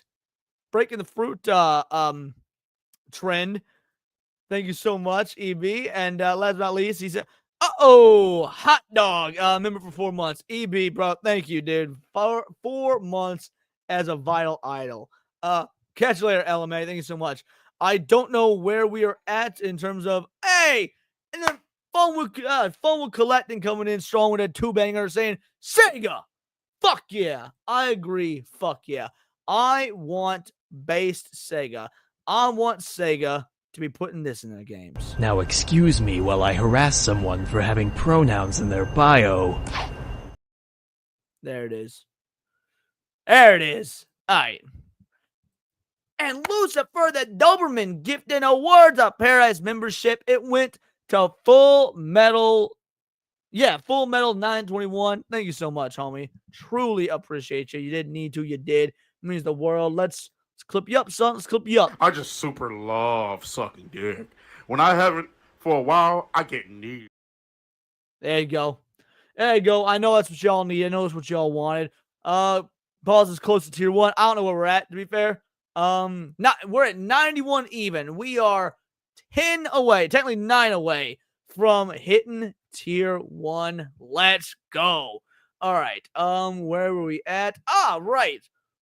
However, with all the positivity I just espoused about Sega, there is some negativity in the gaming industry as well. And of course, we do have to talk about that because my favorite third-party developer, Capcom, be talking some dumb shit. Be talking some absolute dumb shit. Now, this is not the American branch of Capcom. I'm actually on the Japanese site. I just have it in English. So yes, this is Capcom as of today. Their updated stance on how we respond to customer harassment, defamation, libel, etc. Boys, if you were drinking for the 4th, because for some people it is still the 4th,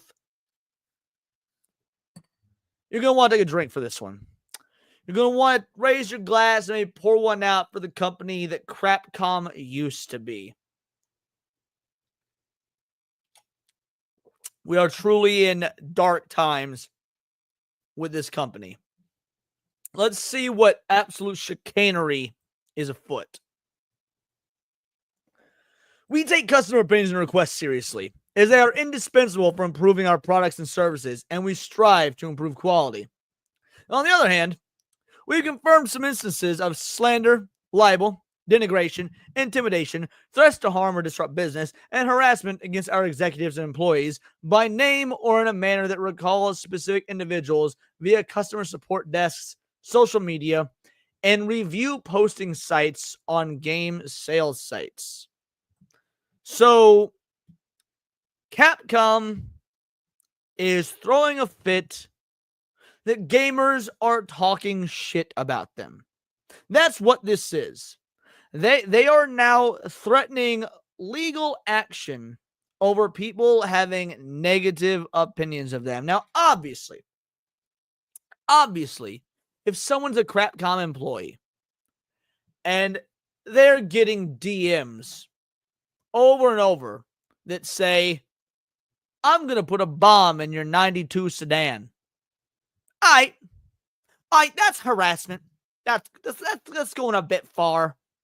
Maybe nip that in the bud. That's fair. There is, target harassment. People be sending death threats and doing some wily shit on the internet. That being said, they take it to the extreme in this post, in this update to their guidelines. Such behavior has the potential to undermine the environment in which all employees of our company can work with peace of mind and to damage their physical and mental health, and may ultimately cause trouble and inconvenience to other customers. Now, look, I'm not saying I'm advocating for people to harass Capcom employees, but you don't get to talk about the mental health of your employees when Japanese studios are famous for crunch, are famous for breaking their employees. Like, all Japanese companies do this. It is people. Masahiro Sakurai was hospitalized due to being overworked. I'm sorry, I cannot take you talking about the mental health of your employees seriously when you are a country and a culture in an industry known for effectively breaking your employees. Like, it is part of your culture. So, yes, people shouldn't be sending like target harassing DMs and whatnot. But as a whole, that's also kind of the fucking culture of the internet. And you're going to have to get used to it. People been talking ridiculous shit on the internet since like 1992, son. It ain't getting any better. You can try and claim legal this and legal that, and we'll use the resources we have available. That's only going to make it worse. How is it that you can exist in the era and the age of the internet and not know that that's going to make it worse? Because the moment you tell the internet not to do something, the internet does it. That's how it's always been. Y'all remember when that homo-ass Donald Glover song came out? This is America. This is America. And like there was those articles saying, don't meme. This is America. This is the impactful song that we need right now. What was the first fucking thing everyone did? They memed the shit out of This is America.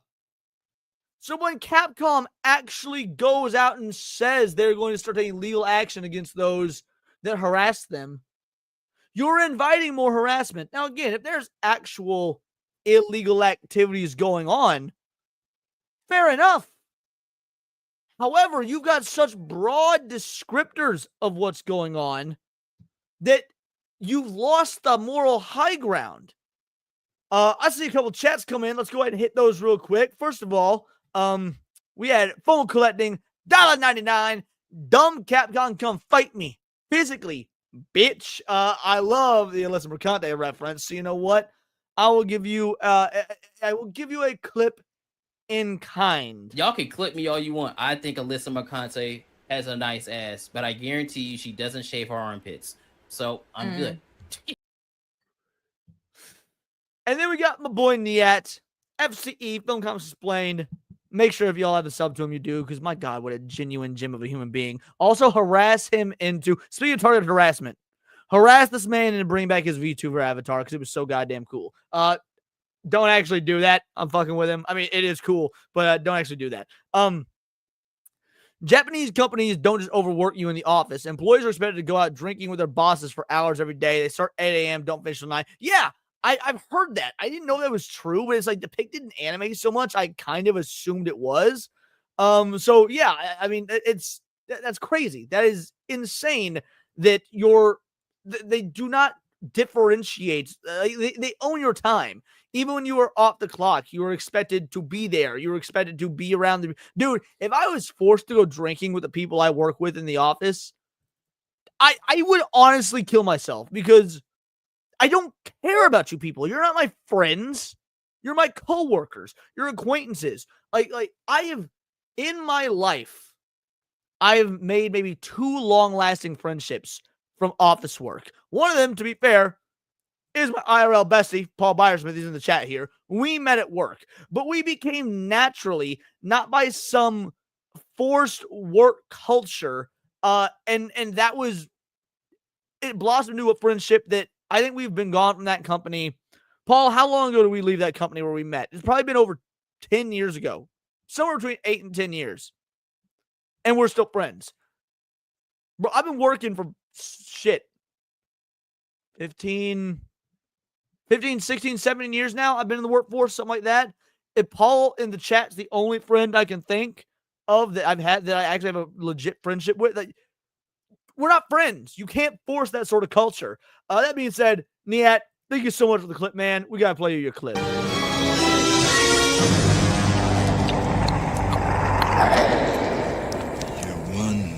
Ugly motherfucker. That clip doesn't even work now if you don't bring back the avatar. I'm just saying, Niet. If you don't bring back the avatar, then the clip doesn't even, people won't even know who it is. I'm gonna bully you into it, man. Let's see. Jay Martin says we're at 99.54, but Dex says that we are at 103.86. So yeah, if you guys want to let me know where we're sitting so that we can make sure, because if we hit tier 1, awesome, I'd love to announce that, but I want to make sure. So yep, you guys do me a solid, just make sure that we're where we need to be, and we'll go from there. In the meantime, I'll keep covering this Capcom article because it gets worse. I should say, it's not an article. It's not an article. This is their official stance on their website. Therefore, we will respond appropriately to these acts based on our guidelines for responding to customer harassment. Guidelines for dealing with customer harassment are based on the Ministry of Health, Labor, and Welfare's corporate manual for countermeasures against customer harassment. If we find any of the following behaviors that are beyond the scope of socially acceptable standards, we may refuse to provide support or service. Furthermore, in severe cases, we may contact the police or lawyers to take legal action, including criminal proceedings. Now, beyond the scope of socially acceptable standards, what does that mean? What is the scope of socially acceptable standards? Because for one, you are a Japanese company. Your social standards are very different than the social standards here in America, are very different than the social standards in other parts of the country, let's say, or world, let's say Russia, for example. How are you going to enforce this? Also, being a Japanese company, if someone breaks a Japanese law, but they're an American, what are you gonna fucking do about it? You can't do anything legally, but are you gonna pull the plug on the service? Are you going to make it to where they no longer can access your games? Like, you're setting such a nebulous metric here that it is. I'm sorry, this is nothing I can get behind. And I love Capcom. Capcom was my favorite third-party developer practically my whole life. SNES, the Super Nintendo, my first fucking console. Super Ghouls and Ghosts, fucking favorite SNES game. All right, if you're Leon, what's your favorite SNES game? I could tell you without hesitation, son. Super Ghouls and Ghosts. And then you get the fucking PlayStation 1, bro. PlayStation 1 gave us Resident Evil, my favorite franchise of all time. And bro, who didn't grow up with Street Fighter 2? I don't even got words for the homos that play Mortal Kombat because Street Fighter 2 is where it's at, okay? Devil May Cry. The PS2 rolls around and we get the character that is the rule of cool personified. Motherfucking Dante. Bro, I love Capcom and I hate what I'm seeing here. I hate seeing this nebulous, arbitrary wording that is so vague and can be applied so differently, person to person, culture to culture, country to country. It's sickening. But they go on. Acts such as slander, libel, defamation, denial of a person's character, personal attacks, insults, threats to harm or disrupt business, including emails, contact forms, social media, comments, and posts on the internet, etc. So I've spent a lot of time over the last few weeks voicing my, we'll say, distaste and concern for Resident Evil 9. hypothetically speaking, if I used language that they deemed beyond the scope of normal social parameters or whatever homo-ass usage they said, could I not end up even having access to the game? Could they sue me for libel or slander, defamation? If I want to talk ridiculous shit about the treatment of Shinji Mikami and why he left Capcom, is that libel? Slander? Libel. Is that slander? Libel? You know, I'm sorry. You were making it very, very difficult for me to ever want to purchase a Capcom game again, because if I give it a negative review and decide to throw a Game Award in there, like, this game's for faggots, all of a sudden I can no longer buy a Capcom game ever again. I feel like that's a problem. How can you say, like, okay, if you say threats to harm or disrupt business, including emails, contact forms, social media, I get that. I do. Threats to harm somebody or to disrupt business. Someone saying, I'm going to drive my car into the Capcom offices and hope to kill as many people as I can. Okay. That's fucking illegal. That's a threat. That puts people's lives in danger. I get that. But you say things like denial of a person's character, personal attacks, insults. Guess what? Yuji Naka, who at one point was the CEO of Sega, was notoriously called a shitty fucking person. And lo and behold, dude later on in his life, after getting fired from Square Enix after leaving Sega, gets sent to prison for insider trading. Dude was kind of a fucking shitty person.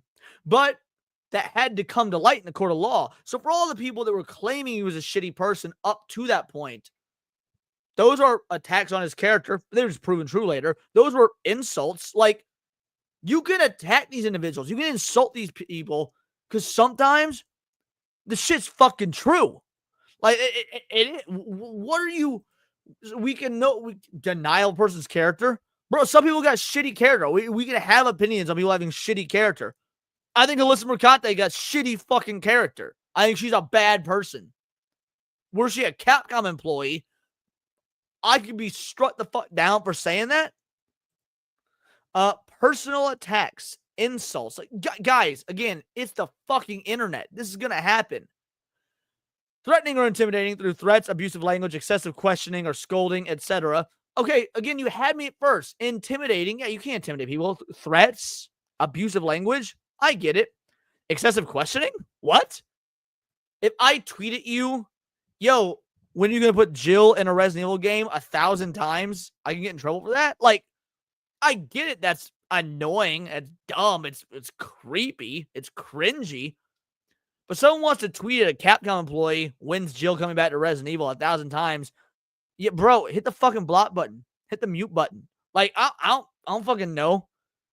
Again, this is just taken to the extremes. One-sided assertions or repeated demands of similar content. Violent acts are... Okay, see, violent acts, violent behavior. I get this one. Visiting or staying at our premises without permission. Again, I get that one. Some of these are fair. But then you got that vague and nebulous language that makes me wonder how you're going to abuse it. And mark my words, they will abuse it. You want to know how we know they'll abuse it? Because they've abused everything else. Capcom got famous for their DLC. And I don't mean downloadable content. No. Dislocked content. Bro, Resident Evil 5 had the DLC on the disc. You didn't pay to download it. It wasn't an addition. You paid to unlock what was already there that they put behind an arbitrary paywall. They did the same thing for Street Fighter 4, if I recall. So yes, people know that you've exploited and abused them in the past. Why would you not exploit and abuse them now? That is some straight up shady, shisty, shitty business practices. Hey, Pre-Dawn Corpse, member for 1 month. 1 month being a vital idol. Thank you so much. Hail Words of Paradise. Hail chat. Happy 4th. And then you got the Sonic in there. You'll love to see it. Thank you, bud. Unreasonable long-term detention or request to be served outside working hours. Again, which is funny because outside working hours when NIAT. So graciously brought up, working hours are a bit different in Japan.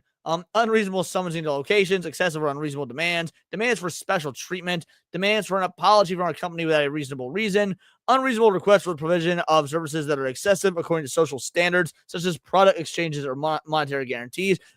A lot of these later ones actually do make sense, to be fair. Acts that violate the privacy of individual employees, harassment or sexual harassment, unreasonable and excessive demands for punishment of our officers or employees. These last few do all make sense. But you lead with things like insults, personal attacks, comments and posts on the internet. That's not a good look, Sonny. It's not a good look at all. And people ain't going to pay attention to this. This isn't breaking news. People aren't talking about this. Capcom, Capcom is just as tone deaf as Nintendo. Oh, Leon's a Nintendo dick rider. You know, bitch, I criticize Nintendo all the time. And guess what? Capcom being just as tone deaf and retarded as Nintendo. But whatever. This is where we're at. This is the position we find ourselves in. People still going to buy Resident Evil 9. Shit, I'm still going to buy Resident Evil 9. But I'm going to buy Resident Evil 9 so that I can tell you guys why it's not a good Resident Evil game, or hopefully end up be wrong and turns out it is a good Resident Evil game, and I can eat my words that I've been saying for the last several months. Or not months, but month, however long it was announced. All right, let's hit some of these chats real quick. Let's see. R2 Lead 2 coming in with that 99 pound super sticker. Let's see, what was it? Let's scroll up here. I missed what it was. It's an upside down smiley face. I believe that's called a frown. Thank you, R2. Hypno also coming in with that 99-cent super sticker, and it's a smiling pile of shit. I'm just going to assume that that was for Capcom and not me. And then Enzo with that two-banger saying, just in case. I appreciate it, guys. Thank you so much. Let's let's clip it up. You know what? Capcom, this is what you need to do. This is for you.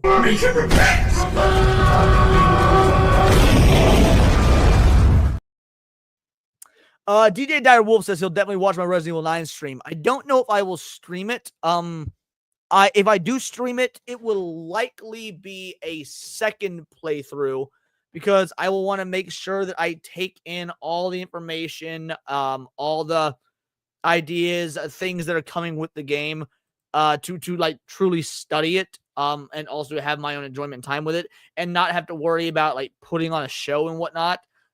Which is what I did with Resident Evil 4, to be fair. When the Resident Evil 4 remake came out, I played it through once myself first, and then streamed my second or third playthrough. So yeah, if I do Resident Evil 9, that will likely be the route that I go. All right, let's see. What other news do we have? Because we are going to be extending the show in about 20 minutes. Because we did hit tier 1, by the way. I don't know what number we're at, but we certainly hit tier 1. So thank you guys so much. We were definitely over that hundo mark. Truly appreciated. We've got about another 15 or so minutes before we extend the show and bring on those who donated. All right, let's see. Yes. We've got this right here. Something I'm excited about. We can go back to the positives. I just talked a lot of shit on Capcom, but now I'm going to give some positive news about Capcom. See, I saw this article. And I don't know what this fucking black thing is here, but all right. 4 reasons why the recent casting for the new Street Fighter movie makes me think they're finally going to get it right this time around. And before we get into that, Pre-Don Corsair 2-banger says, deep voice, Resident Evil. I appreciate you, man. You know, I gotta see it. Oh, of course, I do have a Resident. I need a Resident Evil clip. I got the best Resident Evil clip. Women. There it is. Thank you so much, brother. And then Primate King Son Nig Woo for a 5-banger. I will continue being a menace to those pronoun using things. Why? Because it's American to do so. Bows to no one. You good goddamn right. Absolutely destroy the pronoun brigade. They mean nothing. Let's see. What's a good... Here we go. Fuck the pronoun brigade. This is for you and this is for them. If you don't like it, don't watch it. Peace. And if you don't like my politics, don't buy my book. Problem solved. Plenty of games out there for you to buy. If you don't like this, don't buy. Yep, there it is. Thank you, Primate King, Son, Nig Wu, Eric Jenkins. Thank you so much, homie. All right, where we at? So reasons to be excited about the live action Street Fighter movie. Now, guys, I like both Street Fighter movies. I'll be real. What the fuck is up with this black bar thing? Hold on, let's refresh this bitch. Can cinema blend. There we go. All right. I like both Street Fighter movies. I know both Street Fighter movies ain't exactly good, but I like them. Legend of Chun-Li got Michael Clark Duncan's Balrog. Perfect casting. It's got Charlie actually acting like a Charlie acted in the anime and the canon. I like it. No, and I don't know if I'm going to be fair. May or may not. But again, Legend of Chun-Li, not a good movie. The original Street Fighter from, like, what was it, 94, whatnot? The Jean-Claude Van Damme one. Not good, but fun. I like it. This one, I think, actually has the makings and the potential to legit be good. To quote the band Queen, is this real life or is this just fantasy? I only ask because not only am I extremely optimistic for the next Mortal Kombat movie, as am I, by the way, but after seeing the recent casting for Legendary's upcoming Street Fighter film, I'm also extremely enthusiastic for that movie as well. And, like, how'd this happen? I mean, yes, I do have a soft spot for the 90s Street Fighter and Mortal Kombat movies. I'm also perfectly okay calling them bad. I mean, so bad they're good, sure, which, yeah, I'd say that's fair as well. So I think that I might get a really good Mortal Kombat movie and a really good Street Fighter movie in the not-too-distant future. Like I said before, it just doesn't seem real. But while Mortal Kombat 2 is already screened and apparently not out of the park, we really only have... What the fuck? Didn't mean to do that. We really only have some of the cast confirmed for the upcoming Street Fighter film. Be that as it may, I still have extremely high hopes. I think that might finally be the time when they get it right when it comes to a Street Fighter movie. Here's why. First off, they're putting Dan Hibiki in this movie, which means they're going for the deep cuts. All right. Out the gate, I agree with their first point. I agree with their first point here. Putting Dan in the movie is a good idea. Even if it's for a one-off scene, even if it's for a gag, even if it's for a cameo, every fighting game got its meme character. And Dan Hibiki is the meme character for Street Fighter. It is what having a comedian, a well-known comedian, come in, play a character like this is brilliant. What else is brilliant is motherfucking Hayden Wayne, bro. 50 banger. 50 banger for my boy Hayden. I'm proud to be an American, or at least I have AC. Oh, you're doing the song. Shit. Proud to be an American, or at least I have AC. And I won't forget the Brits who died in a heat wave of 03, and I'll gladly sit down in my room and enjoy that sweet cold air. Hot seat in your old coat. God bless my frigid air. I felt like that was worthy of the 50 banger. My man with a plan. Hayden, thank you so much. Truly appreciated. You absolute legend. You mad lad. And of course, Sebrew say, what I gotta do to get a clip? Well, I will give both y'all one of my long clips now because of that. So, Hayden, Sebrew, thank you so much. God bless America, where you can create ridiculous shit like this and have no artistic legal repercussions for it. Horse semen's great. I'm digging horsecock. Is your cock a horse cock?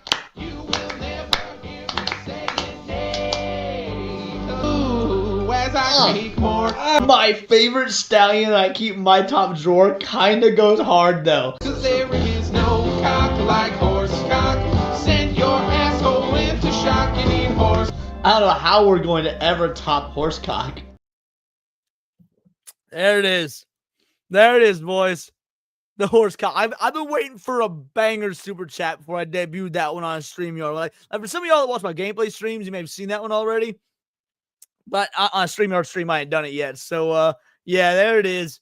Thank you for the update. So we are 38 away from Tier 2 breaking out the Scouter. 38 away from tier 2, breaking out the Scouter, going over 9,000. And then Phil Comics explained, when you said, I'll gladly sit down in my room and enjoy that sweet cold air, I felt that. Yes, everybody blame Piranha Pout for that. She is the one that made that. To be fair, she made a much longer version that I had to clip down for the stream.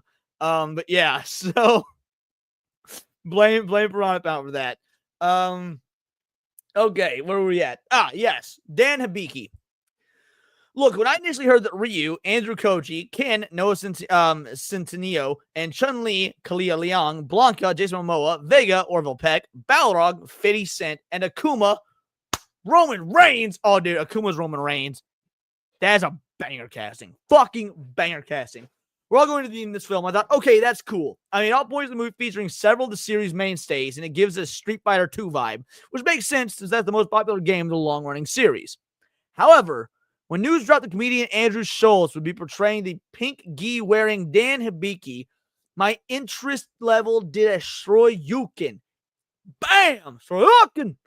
Because even though we have a lot of legendary, pun not intended, characters from the franchise already included, the fact that Dan has already been cast and we still don't have anybody playing M. Bison, which we didn't at the time. We did get Dan before M. Bison, Zangief, or Sagat yet, tells me the tone for this movie is going to be very interesting. It also tells me the movie is going to be pulling from multiple periods of the franchise, which is something I really wanted with this movie. Dan first debuted in the Alpha series, which makes it even clearer to me that Sagat will probably be in this film, given Dan's history with the character. But I love that Dan is going to be in the movie. While he isn't the deepest cut, as most of the fans are familiar with the joke character, I mean, to be fair, a deep cut would be somebody like Q or whatnot. The fact they're putting, or Guy. Bro, put Guy in the film. Put Guy in the film. I'm not saying that because Guy is my main Street Fighter Alpha 3 or whatever. Was it 3 Alpha? Anyway, the fact they're putting him in the film and they got such a talented comedian to play him really makes me feel like any character is fair game now. I agree. If they casted Dan so early, that must mean even if it's just for cameos, for gags, for moments, for fan service, I like that they're doing that. They did that with Mario. They did that with Sonic to an extent. I'm down. That's what I want to see. Paying respect to the source material. I like it. So yeah, Final Fight could be its own movie. I agree. After what I've given out, horse cocks are tame. God damn, Demon Carol. All right, so that was reason number 1. Oh, wait. Like, how do we possibly get more lesser-known characters to the general public anyway? Like, yeah, Sean, dude. Bring in Sean. You want your fucking DEI or whatever? You want your fucking black guy? Bro, Sean is he's a black Brazilian kid who is like, is he Ryu's pupil or is he just fighting Ryu's fighting style? I don't remember. But yeah, Sean is awesome. Makoto, Jury. Hell, we can get Final Fight characters like Guy, Cody, Poison. Absolutely. Bro, if you're going to do Cody, you got to do Guy. If you're going to do Guy, you got to do Cody. You got to do both together because, like, I guess Hagar was never really in Street Fighter, but Guy and Cody for sure. Honestly, I never would have thought possible for now, but now that Dan's been cast in this film, the sky really is the limit. Not all the actors are super mega stars yet, which I hope means they're looking to cast who they think is best for the roles.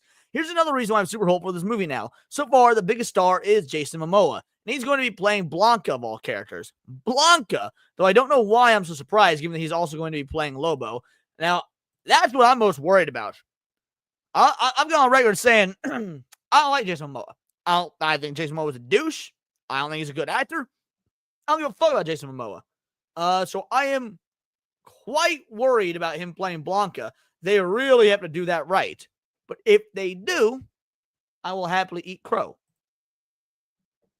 Aside from him, the second most notable person in this film is the wrestler Roman Reigns, who will be playing Akuma, which I'll speak about soon. That said, the rest of the cast, so far anyway, consists of up-and-comers like Noah Centineo and actors who've yet to reach fame as some other mentioned cast members, but that just makes me even more confident in this film. Because I highly doubt that Akuma is going to be the main character of the movie. He might be the main villain, sure, but I'm most positive that he won't be the protagonist. Obviously. It's a fucking retarded sentence. It will likely be either Ryu or Chun-Li, who are being played by Andrew Koji and Kalina Liang, respectively. But guys, it needs to be Ryu. It needs to be Ryu, because here's the dealio. I love the original Street Fighter film, but Guile is the main. Guile, not the fucking main character. Right? That was stupid. Making Guile main character was dumb. I like Jean-Claude Van Damme as much as the next guy, but Ryu is the main. And then when they made the next Street Fighter movie, The Legend of Chun-Li, Ryu's not even in it. He gets a cameo name drop from Gin at the end of the movie. And they don't even say Ryu right. They call him Ryu. At the end of the Street Fighter, The Legend of Chun-Li, Gin says, a guy called Ryu. And that is the only bit that's okay. We've now had 2 Street Fighter films, and Ryu has not been the main character in either of them. Ryu better be the main fucking character of this up-and-coming Street Fighter film.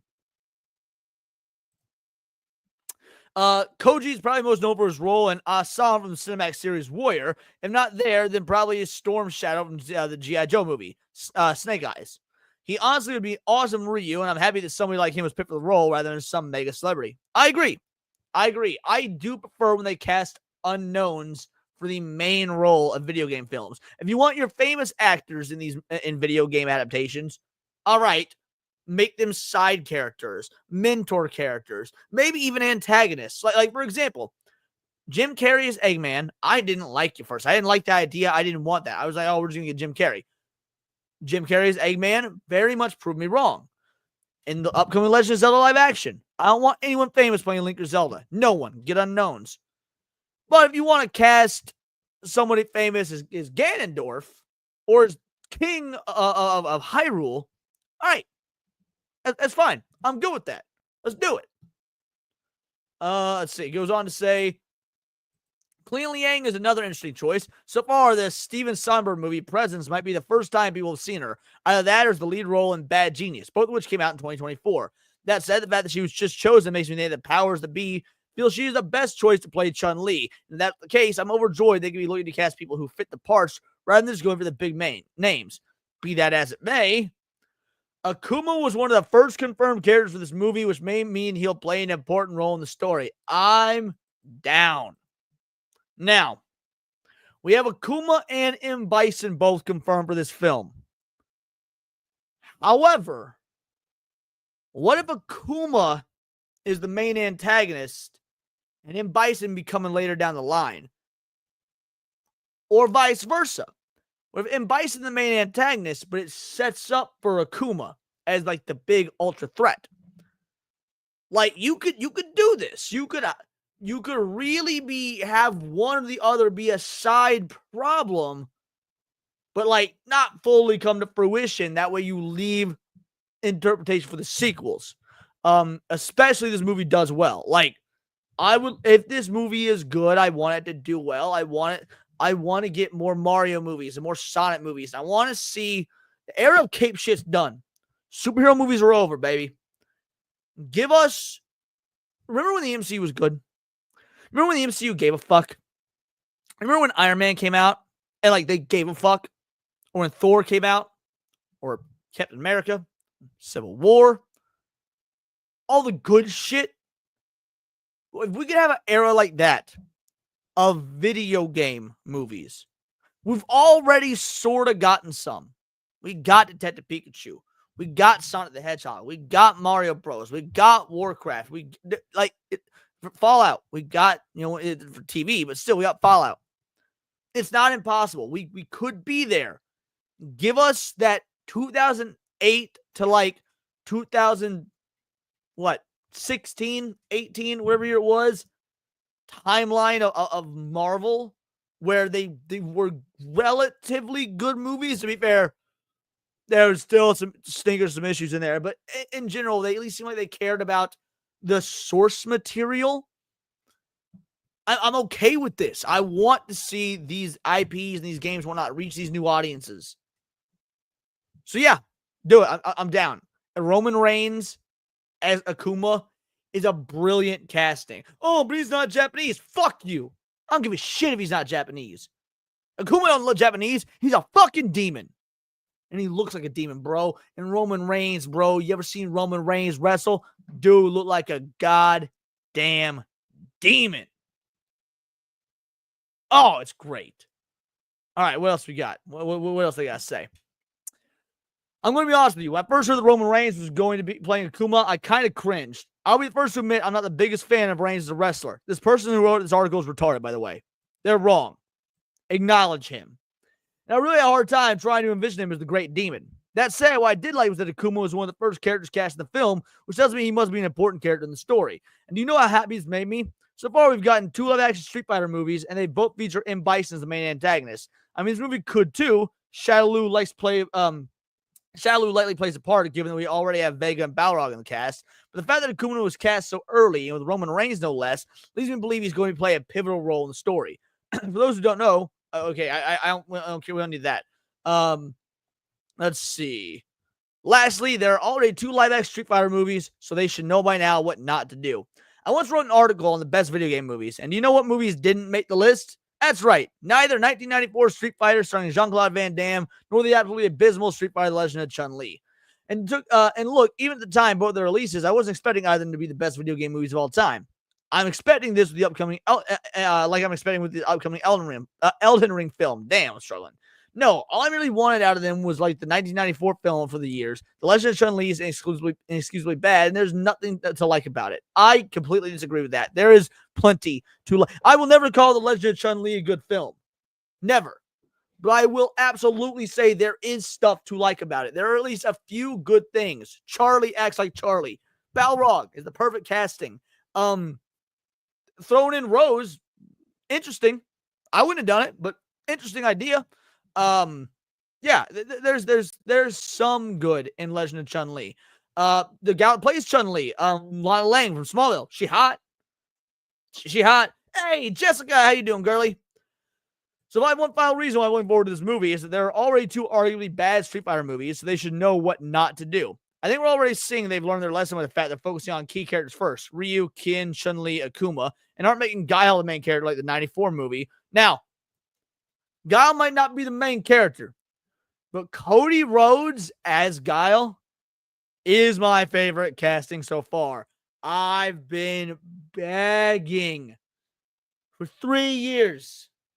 3 years for Cody Rhodes as Guile. Bro, if this movie is good, I was going to say I like run to the nearest church and throw myself down, but I'm already a Christian, so that doesn't really apply. Point is, I want this shit to be good. I'm getting my wish with Cody Rhodes as Guile. Supposedly. It's technically still just a rumor, but supposedly. Don't fuck this up for me. Please. Or maybe some weird origin story that doesn't even include most of the series' mainstays, but somehow features Nash, a.k.a. Charlie, as they should have. You know what? Never mind. Shut the fuck up. Doesn't matter. It's for all these reasons and more, I think they're finally going to get the Street Fighter movie right, whereas in the past they failed miserably. All right, so that's that. So we're done talking Street Fighter. We're done talking Street Fighter. I think it's going to work. I want to know if you guys think it's going to work. But time to start. If Cody will be allowed to be great, I'm sure he will. Click a gamer, kill yourself. I'm joking. Let's see. Were there any additional super chats? No. All right, perfect. Well, not perfect. Send those bitches. Get to tier 3. Griff. But yes, time to extend the show. The extra hour does not start till everybody's, of course, here. Let's see who we will invite on. Hayden, if you want to come on, you can. Sebrew. Eric Jenkins. Predon Corpse, do I know you? If you're a newbie, you are welcome on because newbies all state priority. Enzo, Hypno, R2Litu, Niat, Phone Collecting, Lucifer the Doberman, EB, Piranha Pout, Golden Apples, Jake Martin, and that is everybody. Okay, so I know a few of you are going to be coming on already. Obviously, I know Paul will be, as well as Daxon are. Hayden, all right, cool. Hayden coming on. I will send Hayden the link. R2's is too drunk. All right, fair enough. Let me start sending out links. Give me one moment here. Yes, this is the one that said they're going to cast 50 Cent in, and I'm A-okay with that. I'm A-okay with 50 Cent playing Balrog. That literally does not bother me in the slightest. I don't know if it's a good casting, but it's not a bad casting. Let's see. All right, so that's there you go, Daxonar. Let me get to X to send to Hayden.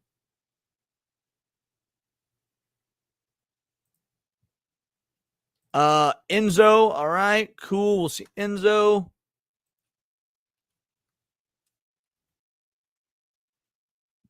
Hayden. All right, let's see. No. Cody Rhodes, way better catch than Alan Richardson. Way better catch. Dude, Cody Rhodes exudes Guile energy. Like, he is the real life Guile.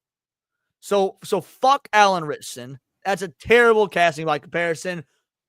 Paul and Enzo, how y'all doing? We are What's up? Bud. Good. I ate like a big cheeseburger, a bunch of onion rings. Fuck yeah.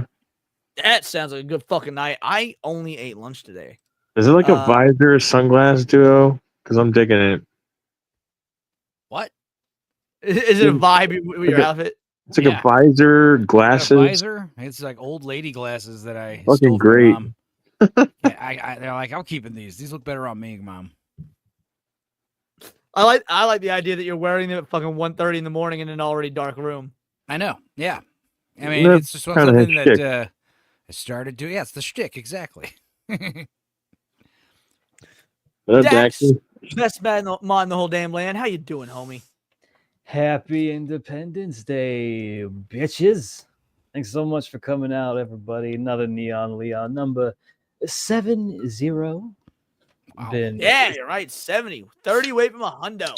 yeah, that's what's up. That's what's up. And yeah, been a pretty chill day so far. I love to see it. And let's continue with the patriotism. Am I right? I can't believe you forgot to even invite Cult Classic Cage for last week's. Yeah, I 69. meant to invite Cass as my guest on episode 69, but I totally spaced it because I've just had so much going on. So Pre-Dawn Corpse. What I do is, so when we hit tier 1, which is $100, I extend the show by an hour, give or take.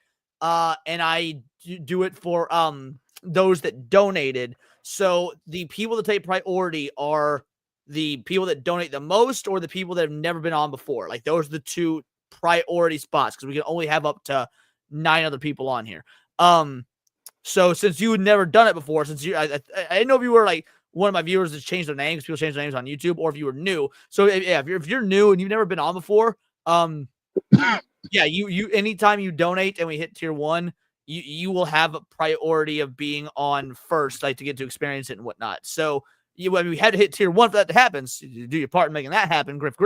But yes, we do it.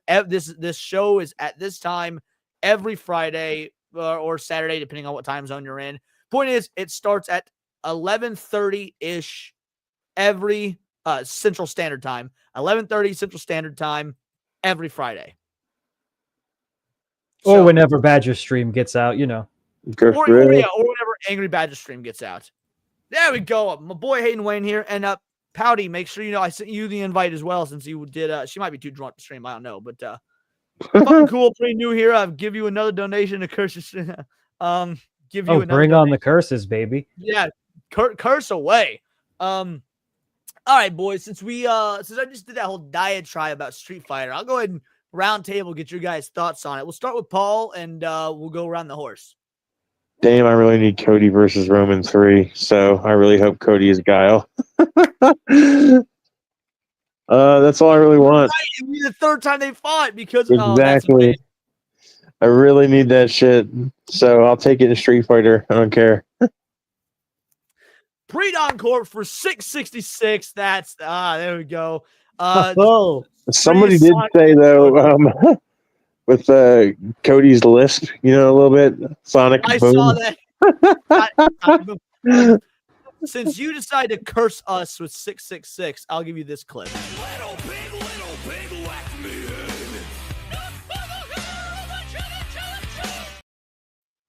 That's a classic clip. We ain't seen that in a while. I know, right? From one terrible. curse to another. What about you, Enzo? First of all, Enzo, are you a fan of either of the other two Street Fighter movies? I love the animated movie. And Me Fuck yeah. too. I was on Dark Hours channel talking about that with Sammy for like 3 hours, that movie. That's a good one. Breaking it down. Yeah, and the live action one, you know, it's fun. They did a good job of cramming a shitload of characters into a movie somehow. The animated movie did it better, obviously. But yeah, I was joking about how it's going to be funny when they make Blanca the main character because he's played by Jason Momoa. No. And they give him speaking lines. It's also, you know, a lot of people talking about how they don't like the new M. Bison.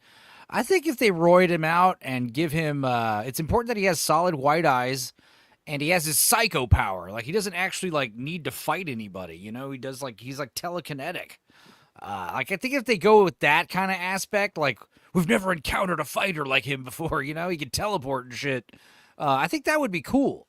You know, Raul Julia wasn't a physically imposing guy, but he was an amazing M. Bison. So I think they're kind of leaning in that route again.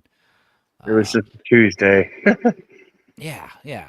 I actually also like Neil McDonough's, but he's a very different Bison, and he wasn't like accurate to the game, but he was still imposing. He was still, oh my God, I didn't see that movie. I forgot that movie existed. Yeah, Wait, Neil there's McDonough plays more Bison than one in live Legend of action? Chun-Li. Yes, what there was that, is. Hayden? Is there more than one live action? Yeah, there was a live action that came out like 2008 called Street Fighter Legend of Chun-Li. Oh, and it's right. terrible, but there are a couple of nuggets of gold in there. Yeah. Okay. I didn't know that one ever happened. Like Yeah, Christmas it's Short. Yeah. It's worth a watch at least once, even if it's just to get drunk and dog on it, and then again highlight the few good things. He's a Dax, big old giggity. you're a harsh critic. What are your thoughts? Are you excited for this? Is there any casting you want or ideas you have? Okay, well, obviously Cody is ideal for his role, pretty much 1-to-1. That's the one they absolutely nailed. Chun-Li, I don't know. I don't really have any context for this actress outside of this one screenshot. I was actually going to ask if you could bring up that graphic of the casting again. Does she have those thick legs? We can't. I haven't seen any shots of her from the waist down yet, dude. That's the thing. I mean, I don't know that any woman can really live up to the legend, but you want them to try. I showed Get Leon close. a couple of chicks that could probably pull off a check. Yes, you did. Oh, Like, let me see. Where's the graphic that? If she can do a handstand kick, I can deal with her not being the best actress, you know. Yeah. But Yeah, I don't as long know. as Chun-Li and Cammy are hot.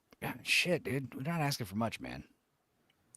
Oh, I wish they'd put Cammy in this It's- movie.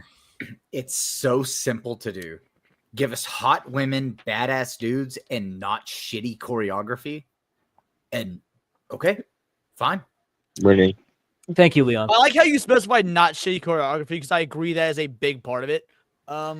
Ken looks a little not awesome enough. I don't know. Well, depending on how young they're going with the characters, like if this is like the beginning of Ryu and Ken's, you could do a lot with a wig and makeup and stuff like Hollywood used to do. Has that been confirmed for Ken or what?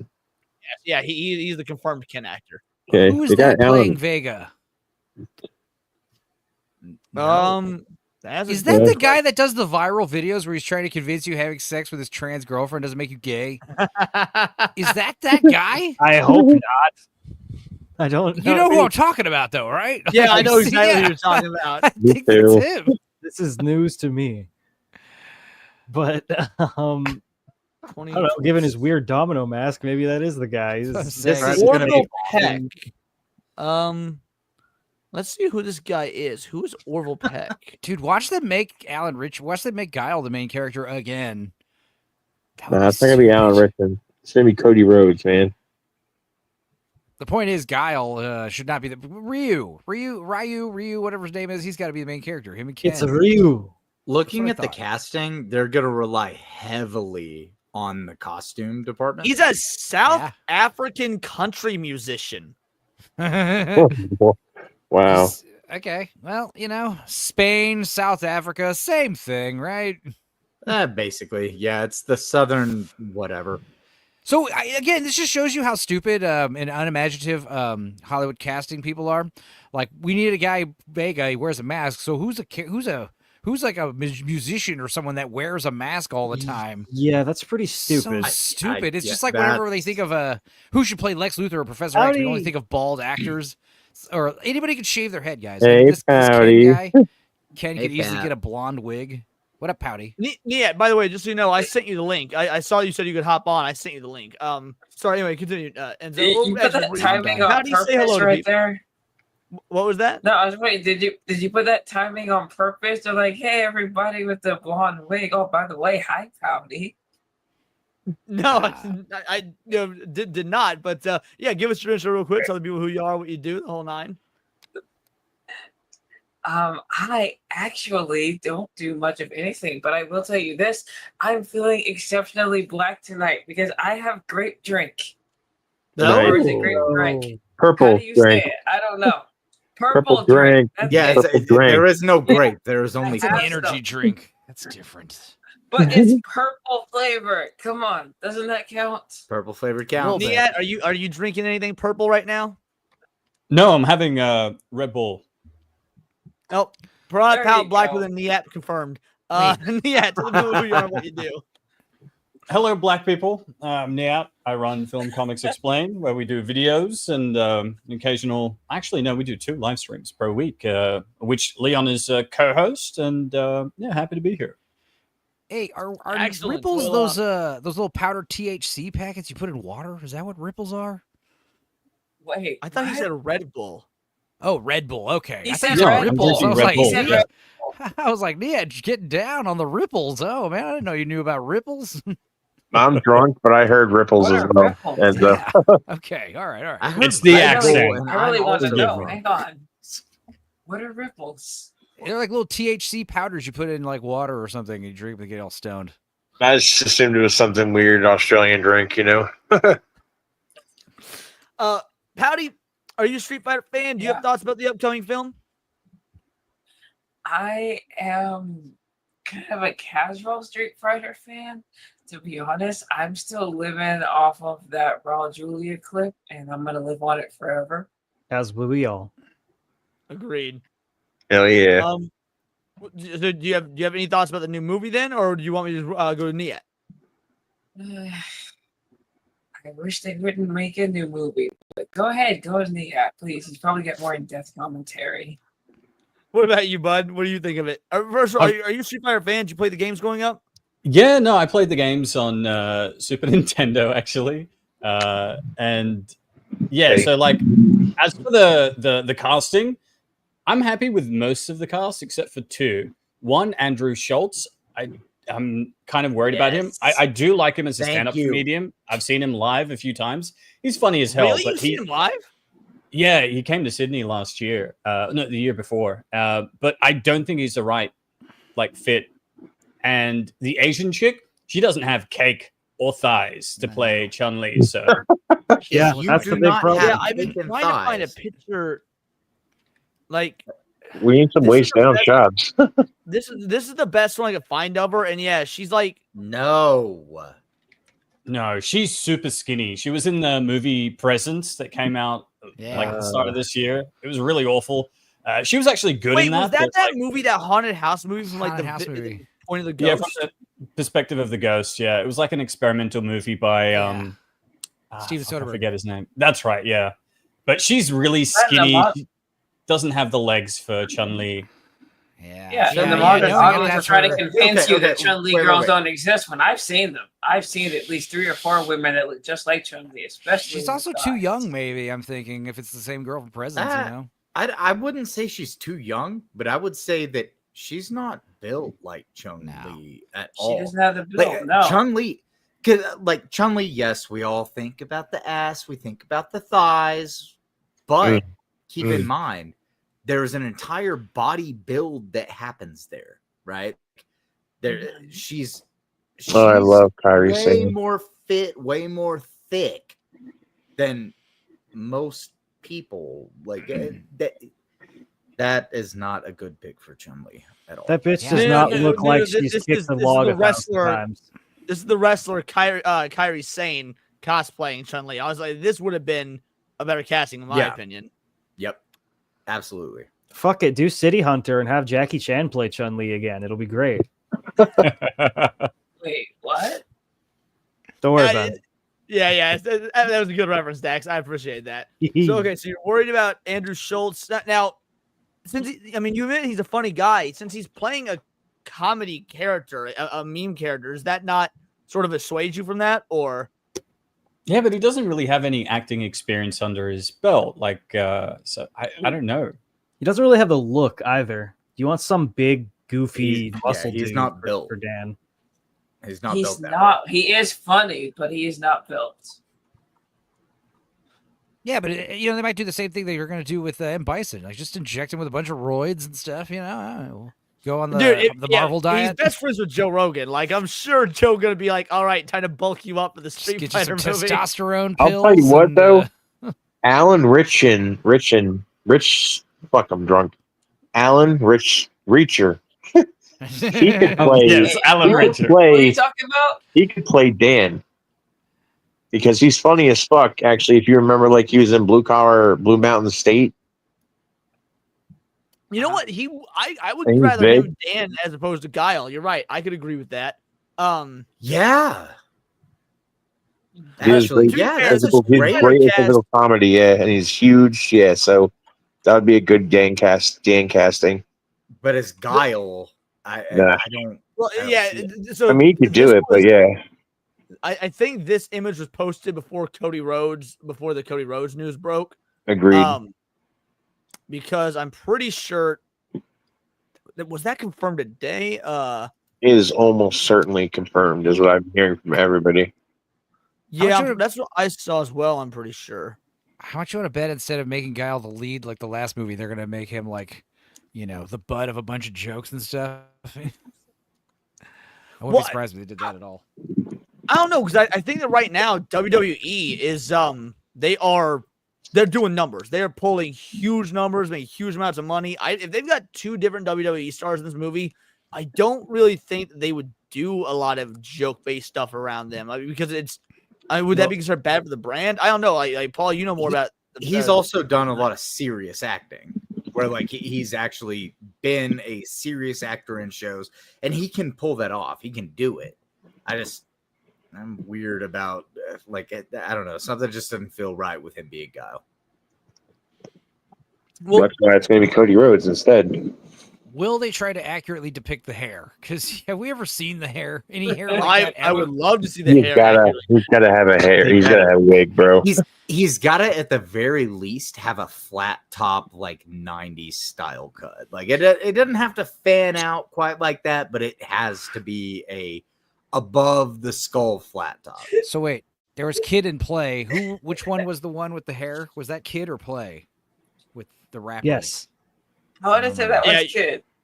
Okay. I'm glad Patty knew what you're talking about, because I was the fuck is Kid or Play? House Arrest, House Arrest movies. Come on, you guys know. No, not House. Not House Arrest. House Party. House Party. House- My mistake. House Arrest is Jennifer Love Hewitt. What am I saying? Oh my God! Stop. Yeah, we also got this Indiana Jones reboot reportedly in development at Lucasfilm with new star taking over Harrison Ford.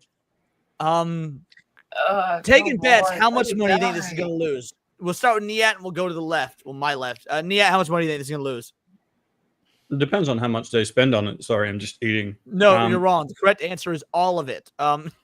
You can't do Indiana Jones without Harrison Ford. He is Indiana Jones, right? Like, this isn't like a random character that he played. It's definitive Indiana Jones of the 70s and 80s. Like, nobody else but him has the charisma, the charm to play this role. I don't care who you cast. It's not going to work. And considering the Dial of Dysentery movie that we had like a couple of years ago, like everybody's done. We are done. Yeah.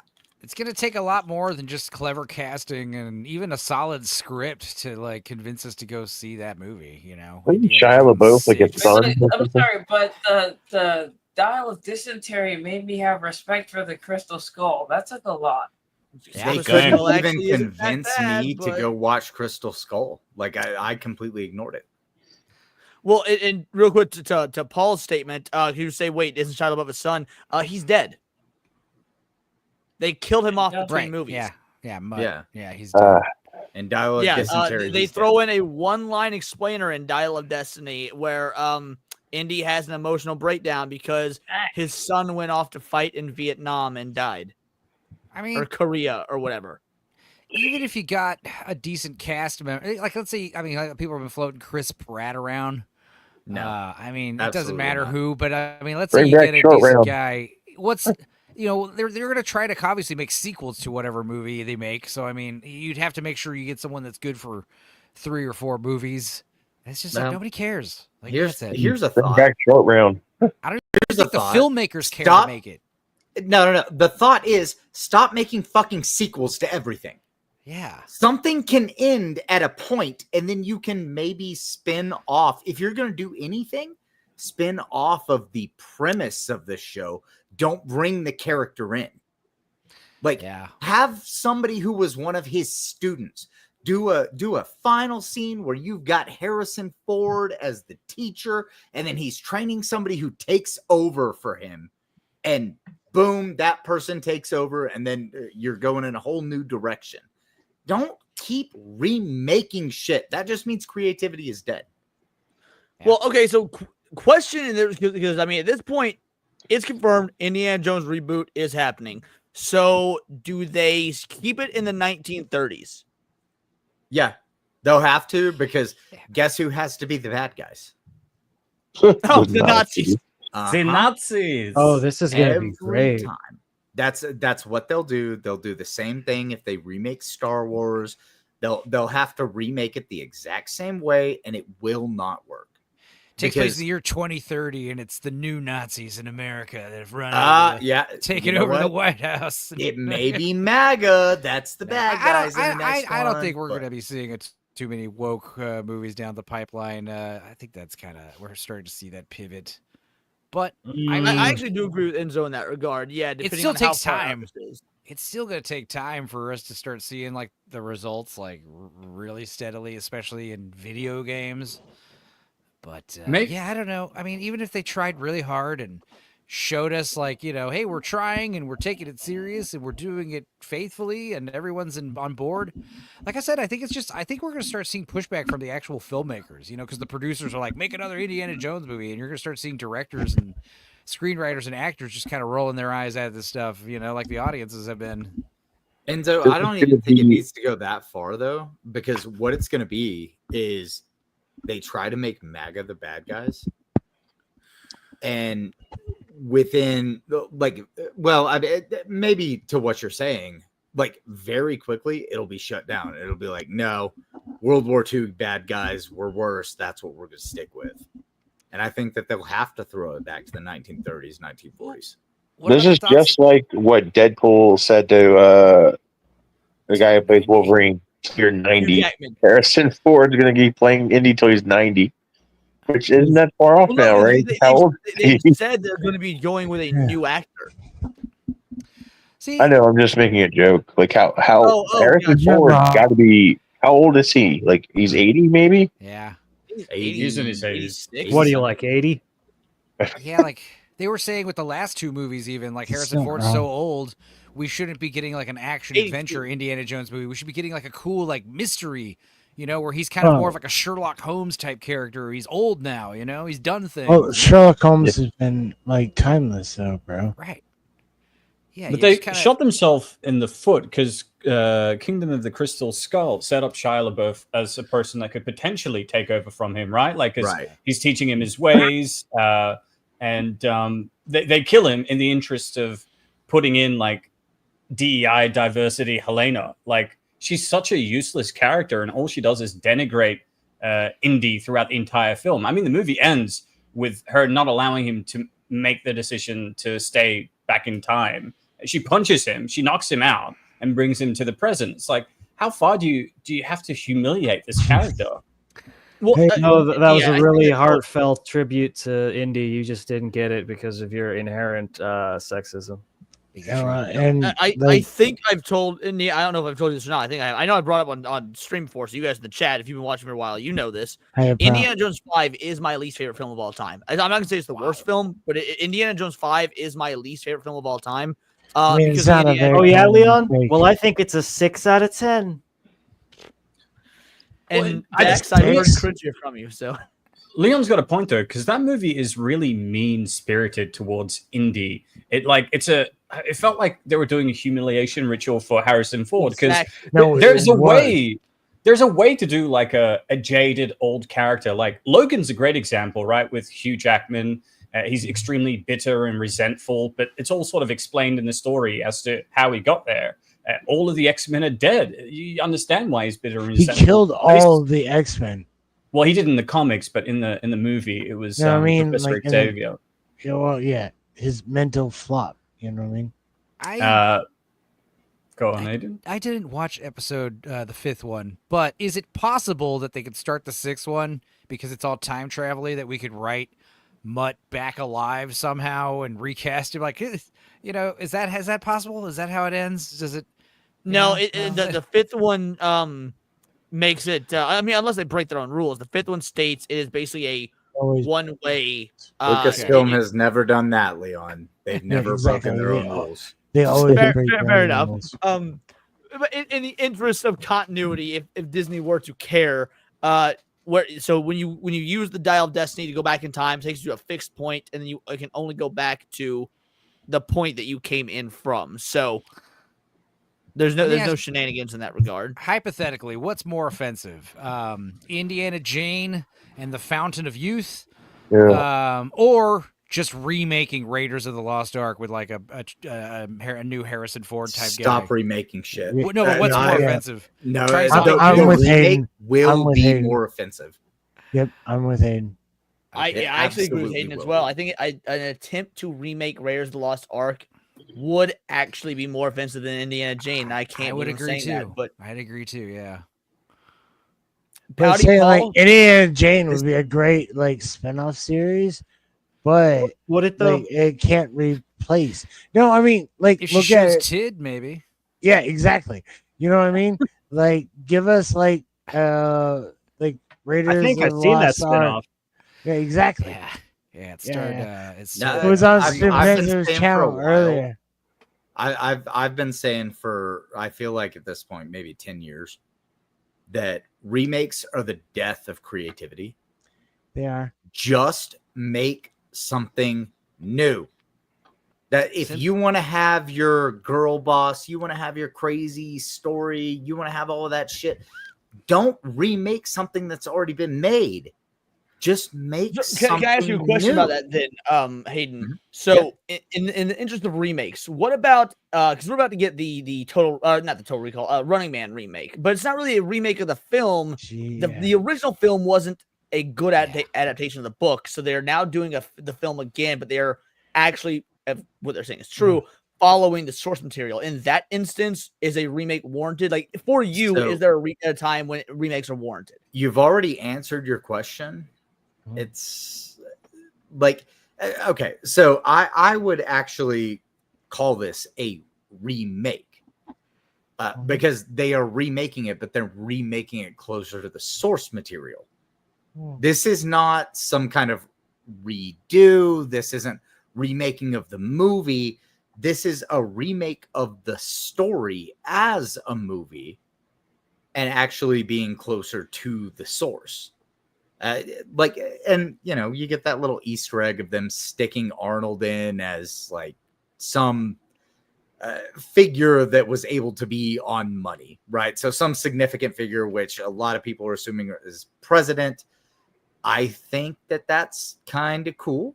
I'm moderately interested in it. I just kind of like when Burt Reynolds was in the Longest Yard remake with Adam Sandler, but not as main character. He was the main character in the original. Well, so that I would consider a remake because it was very similar to the original.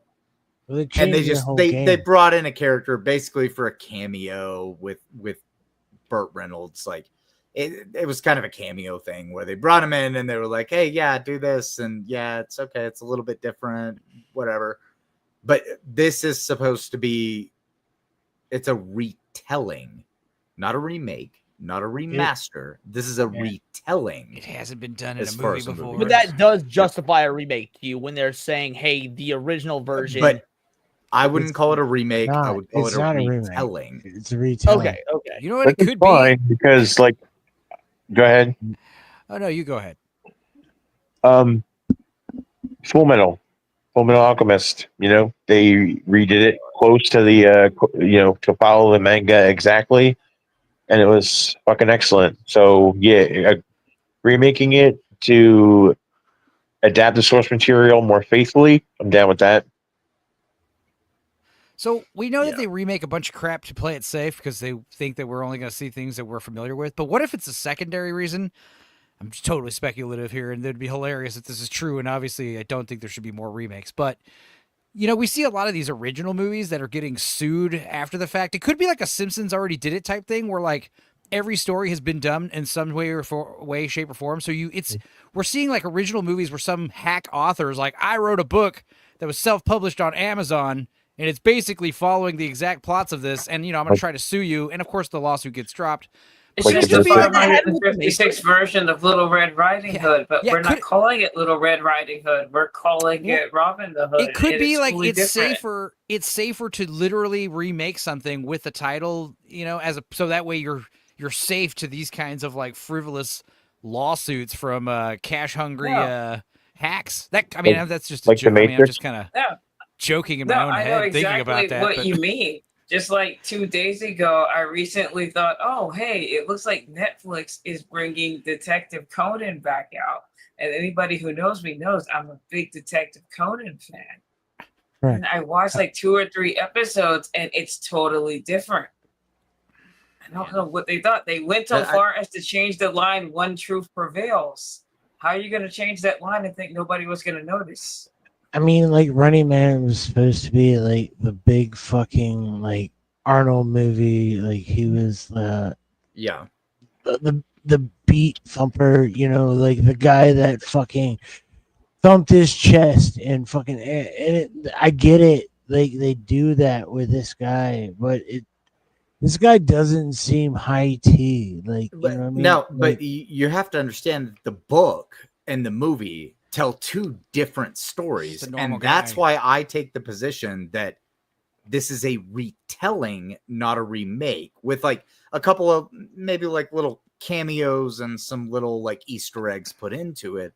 This is a closer adaptation to the book, is what it looks like, than what we got with the Arnold movie. I don't know how you could say Glenn Powell isn't high tea. Glenn Powell is absolutely high tea. He's one of the only high tea young up and coming actors we have. Yeah, he fucks for well, sure. I mean, like my high tea is different than your high tea, but you know. Well, I mean, compared to Arnold Schwarzenegger, everybody's like low T. Exactly. Exactly. Yeah. Like, Compared you to the don't get pedigree much of like- higher T than Mr. Universe for what was coming. it, It's 5 like I'm years in coming. a row? Like, I'm sorry. Get to but the just chopper, saying, betas. yeah, exactly. You know, like Well, my experience. doesn't the book take place in the far future of 2025? Wouldn't it be neat if it just took place in present day with some drones and stuff? I know. Alternate present. Exactly there. It's like, shit. So R2D2 says, R2D2 says bring back Flash Gordon. Even though we're also jaded on these remakes, reimaginings, retellings, are there any IPs you do want to see brought back? Paul, let's start with you. We'll snake it.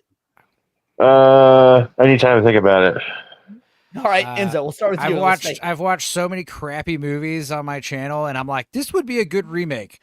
One that immediately comes to mind is Full Eclipse, where Mario Van Peebles is a crime-fighting werewolf in the LAPD. That would be a great, like, not even a movie, but a show even. And yeah, the Howard the Duck. Where's Howard the Duck, the movie? Where's, Terror in a Haunted House? That was a creepy-ass idea. Cold Night's Death, Spectre, or Spectral, Dark whatever it Knights. was called.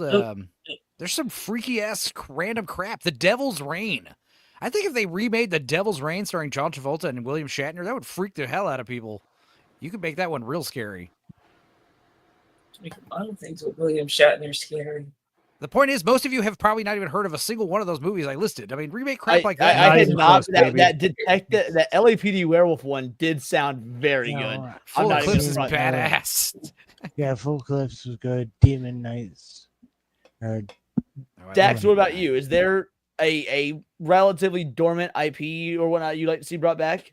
I don't know if you'd really call it bringing it back, but like if you need a good fantasy trilogy, you could adapt the Dragonlance books. You know, Autumn Twilight and all that good shit. That's good. Yeah, you know what I'm talking about, Paulie? I do. I'm not familiar with what you're referring to. They're like fantasy novels written by some Mormons or Adventists or whatever, but they're really sick. Just classic fantasy type stuff, wizardry and all that good shit. You know, based on the D&D campaign. So I'd be down to get something like that. Some high fantasy stuff. Yeah, I feel like we're in a fantasy deficit right now. Like there was a time after Lord of the Rings where everyone's making fantasy, but now everything is all sci-fi. Like, if someone who prefers sci-fi, it doesn't really bother me. But I mean, are we in a fantasy deficit?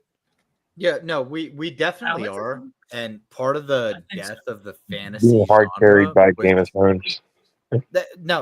Part of the death of the fantasy genre was the fact that they moved so heavily into superheroes. Yeah. That and self-inserts definitely are not helping.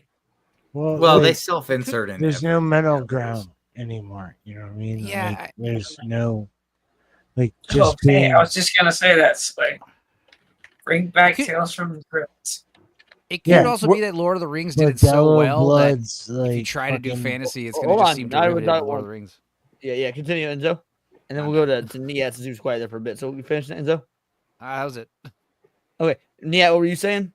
The reason we're in a fantasy deficit is purely due to the lack of box office viability. We had a whole string of fantasy movies in the early 2000s. They failed. The reason we're in a superhero boom is because they were doing well.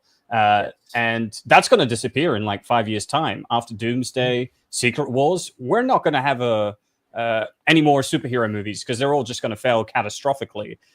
So the genres that we see prevalent in cinema is always contingent on how well they're doing at the time. Every genre has its run. It might see a resurgence a couple decades later, but you know, audiences get bored with a particular genre. Yeah. I was personally really hoping that the Western genre was going to come back because I think the superhero genre has already been dead for about 5 years. And we're just waiting on the producers of that genre to realize that it's already dead. I think we always get Westerns, but they're usually smaller independent films because that's usually like a good amateur filmmaker genre to break into, Westerns. Yeah. So there's been the one-off that pops up. Yeah. But what's your IP? My IP would be, honestly, and it's not like an older one. I just want him to do Dune the right way. Like I'm a big fan of Dune. Are you saying Dune or Doom? Dune. Okay. Dune. Dune. I He's a want sand him to person. do that Do you right. not like the recent Dune films? I like the first one. The Good second answer. You're my one ruined you're my it. best friend tonight. Yeah, and I also want to see another good 1984. Oh. Like I want to That see would a be good. good That'd be good. 1984 film. I've never seen an adaptation of 1984. I read the book in high school, but I've never neither. seen any adaptation of it. So do you guys like Brazil? Brazil is one of my favorite movies of all time. Brazil's I've Yeah. never seen Brazil. Dude, like as a server, like watching people that come into a restaurant that have fucking plastic faces, and then everyone be like, "How do these fucking people live?" And I'm just like, This is what we do, bro. See, 1984 is like a warning of what might happen, whereas Brazil is like a parody of what actually is happening. Yeah, exactly. Being You know what I drowned mean? in bureaucratic red tape everywhere. Like, Or like the just idea, people that are so fake they don't even know it. you yeah, know, but it's- also the idea that Big Brother isn't really like some kind of grand scheme. It's just some kind of accidental happening from all this Well, nonsense. the people that put themselves through the everything they do, you know what I mean? Like, I don't know what her story is, but I know she went under the knife to get that. Like, fuck. Like, hi, here's your order, or here's your menu. Like, what do you want? You know what I mean? Like, I love Brazil. What I about need to you, get tired of Pouty? watching it. What's your IP?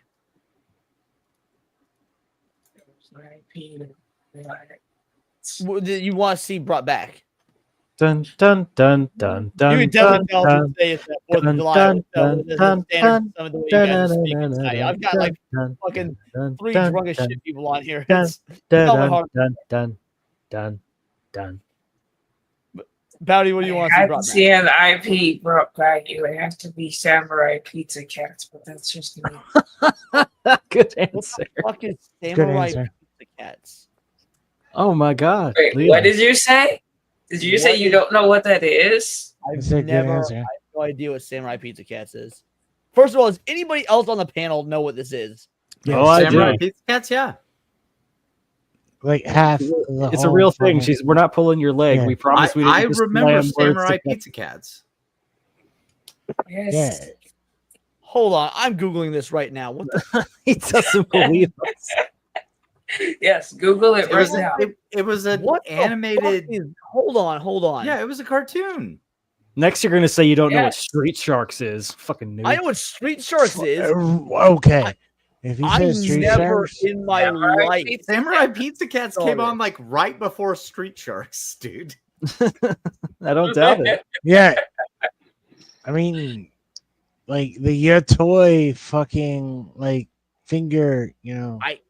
I completely missed this. I've literally never heard of this. I've never seen it. I feel like I'm experiencing the Mandela effect right now. That you guys are from a universe that I was not part I've never of. heard of this either. So you know, Well, just consider Yeah. it payback for all those times you were like, well, you never saw this anime from the 80s, Pouty. Well, guess what? You never saw this one. Okay, well, Pouty gave her answer. That's a good one considering it's one that I bet could use a solid reboot and nobody would even know if they fuck up the source material because Yeah, and it would be amazing. I'm ready. Well, I would know if they fuck up the source material. I was just going on about how Netflix is trying to do that with Detective Conan. There's Oh, a shit, are Samurai they? Pizza Cats game that's coming out Yes, within the yes, next they year. really are. Netflix released so 9 it's sorta episodes is of being a Detective resurgence then, Conan Hayden, with because- different. There already is a resurgence happening because they are coming out with a new Samurai Pizza Cats game within the next year. Yeah. weird. No, Paul, I you got said you were one. ready to Yeah. talk about yours? All right. So, what I would like to bring back, based on the movies only, because there's been some good TV stuff involving it. But since we haven't had an actual Star Wars film since Revenge of the Sith, I would like for them to bring back Star Wars and make great movies again. Because there's some good TV stuff like the Clone Wars, and I like the first couple seasons of The Mandalorian, but man, that sequel trilogy is bad. And yeah, my non-joke option is it can't be made, can't actually be brought back because it would be, can't do that shit no more. Is Dirty Harry? Oh, Yeah. Oh yeah, you're mean, never getting that again. I loved It's those like movies, John but yeah, Wick, they are right? just it's like a little different, It is, I love but that after a it, decade of friendship, I'm still finding shit out about you. I did not know you were a fan of the Dirty Harry movies. Oh, dude, I've loved those things. Huh. Interesting. All the movies you Yeah, show they me gave we you talked the about over the cream years. pie, but you didn't know he was in the Dirty Hair. Or Sherlock. I miss the BBC. I miss it. Yeah, I would And the love BBC. a season 5 of Sherlock. I Yeah. agree. Niet, what about you, brother? two IPs I'd love to bring back. One of my favorite movies growing up as a kid was The Fantastic Voyage, about a group of scientists that shrink themselves to enter the body of another scientist to clear a blood clot. It was wild. It terrified me as a kid. So I'd love to see a remake of that. Also, give me some Spawn, like good production value, good script. I'd love to see that. Yes. Yeah. It's theoretically happening. We've all been waiting for some good Spawn. And Theoretically cast Michael Jai happening, White. like the Blade remake. Come on. Yeah, I don't know. Right here, I'm I just think going it's to never jump in happening. and say I have to bounce because I had work today. I've got work tomorrow, so Well, I've got to Aiden, thank you so much for coming, dude. Fuck yeah, Tell man. people who you are, what you do, where they can find you, because you are an absolute pillar of the community. You legend. Yeah, I am Hayden Wayne 75. You can find me on Twitter or on YouTube. I hang out with ABF on Mondays, hang out with Erwin on Tuesdays, and I am one of the co-hosts of Late and Gay with the GCA every Wednesday. And Did you upgrade your model recently? Nope. Oh, your mouth movement looks like it's tracking better than normal. Yeah, well, His hands don't move. once I turned it on to come on this stream, it didn't get the opportunity to lose tracking. So Nice. having tracking, losing tracking, it's a whole thing that happens. Gotcha. You know, you have to be really animated whenever we're doing what I'm doing right now, which is called puppeteering, because I'm not just in front of a camera. I'm exaggerating every movement, every mouth movement, just to make sure that my model, registers it. But yeah, I haven't had the opportunity to lose tracking, so it's a little bit better. It'll degrade over time, but yeah. I was just noticing when you were full screen. So, but anyway, sorry, I didn't mean to interrupt you. Continue. No, that's it. I just hang out with people on their streams, and then sometimes I do stuff at Hayden Wayne 75 on YouTube, but I don't do much very often. Holy shit, guys! Wait, Hayden's a fucking vampire. Yes, He's got the teeth. I noticed this. Yeah. When were y'all gonna tell me? I like vampires. They're my Dax, favorite mythical shut- monsters. They're Shut the fuck up. they're the best. Okay. So I wasn't talking, but sure, Brewman. God damn it, Pouty. Okay, I see what you said in What the did chat. I do? And What he did I does look do? like a ginger Leon. God damn it. Yeah. You and I are brothers separated at birth. This is God true. damn it. That's fine. Catch you later, Hayden. You have a good rest of the day, All brother. right, you guys have a good night. Have a good one. He can't move his Hayden. arms. Later. Bye. Love you, Aiden. Bye. Niet, What's up? so you were explaining about this the scientists going to like another science spot. It to me it reminded me of an episode of the Magic School Bus, and I've played this on stream before, but I don't know if I played it for you. Have I ever shown you Miss Frizzle Goes to Hell? No. Nice. Okay, this is a fake movie trailer, but by God, I want this to be. I unironically want this to be real. But Holy before I shit. play it, well, we hit tier 2 with this. So God give me a damn. moment. Leon is 4 foot tall. It is Damn, over even- 9,000. Even So Leon's Enzo's not catching a younger. stray. Jeez. It's okay. I helped you How get do you just $100 stand for up? it. Leon's 4 foot tall. People wearing glasses in the dark are kind of douchey. I'm really douchey. I don't know what you're talking about. Kinda. Leon is 4 foot tall. Very good. Bro. DJ coming in like, Like a fucking mountain, bro. damn. Thank you so much, DJ. You legend. Over You take me- 9,000. Yeah, we are now at tier 2, over 9,000. And I think that puts us like 30 away from tier 3 or something. Wow. I think we're like God 270 or some shit, yeah. So anyway, so this is a fake movie trailer, but it's a movie that I unironically want and think this would be so cool, so clever, a brilliant way to revive an IP. So I'm gonna just let this play. Magic School Bus, the movie trailer.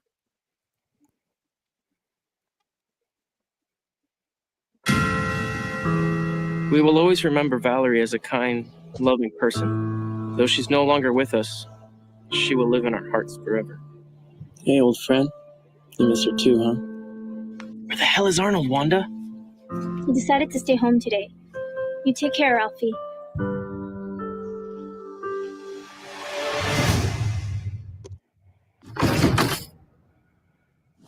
I think I'm gonna be sick. Think she wants us to go on a field trip? But where? According to my research, the only way of getting to the underworld is magic. Precisely. What I'm wondering is why someone like Miss Frizzle would be sent to hell. It's a fair question. It's hopeless, Ralphie. Let's just go. We have to find the bus.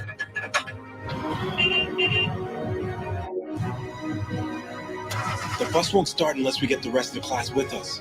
What are we gonna do? What are we gonna do? What are we gonna do? Something came out! It's trying to stop us! We can't just go around performing magic. There are consequences. Oh, bad. Oh, bad, bad, bad. We need you, Arnold. Why would I want to help the woman that ruined my life? That which deserves to be burning in hell. Take it back! Where you going? Chances! Make mistakes. Get messy. We used to take risks all the time at middle school. Come on, you Weasley Wimps! You know I never miss a field trip, Ralphie.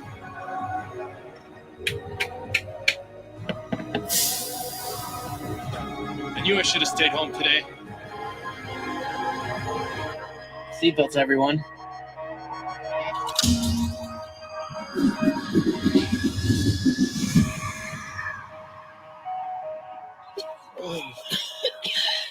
Guys, we really have to find Miss Frizzle, or there's gonna be hell to pay. Carlos! I unironically would love this to be a real movie. What are your thoughts on that? It looks like it was directed by Tommy Wiseau. I love it. Yeah, exactly. Yeah. Oh, so Yeah, you're saying it's sure. a masterpiece. Oh, hi, Bob. Mr. Shizzle.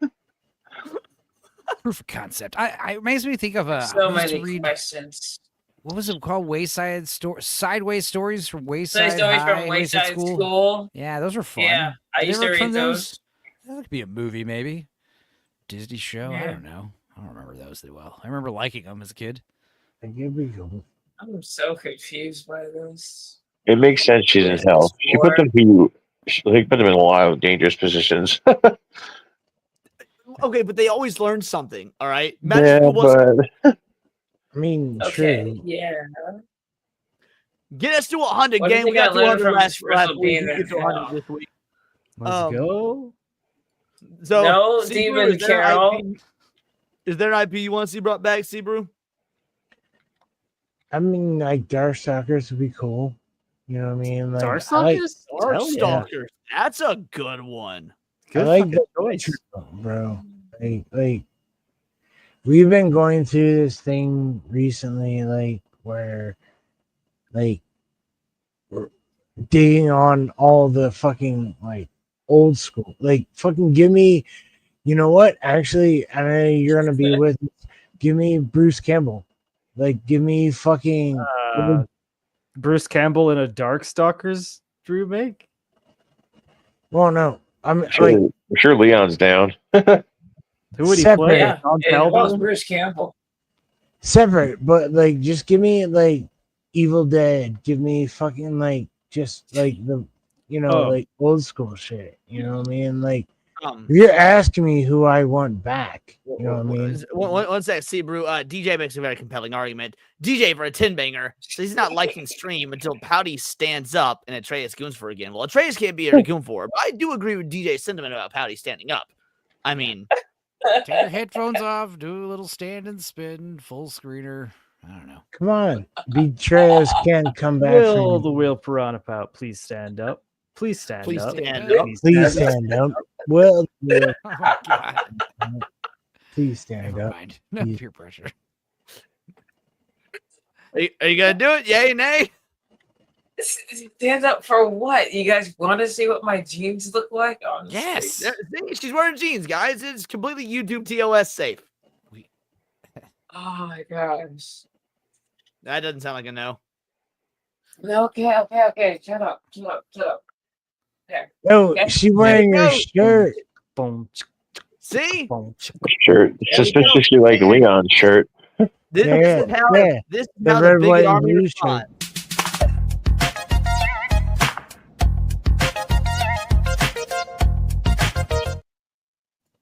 Blanket.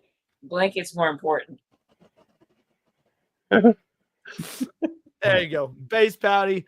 DJ got his wish. He said yes. Yes. Shop smart. Shop S smart. Absolutely. That's a ratings goal. Thank you, Zach. Appreciate you. And yeah, I just know you're right. Pouty and I are kind of matching. We're wearing red, white, and blue plaid. Based. Yes, it's a scatter. Yeah, I know it's supposed to be red lens, but blue is the only scatter I have. Scandalous. And then yeah, as far as an IP, go for it, Dax. Go on.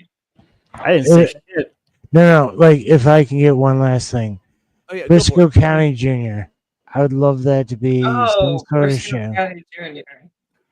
I love And Briscoe Jr. I've got the. I know, like, season. if you want me to bring anything back, I would love that in any way, shape, or form. I thought it was smart. I thought it was fucking amazing.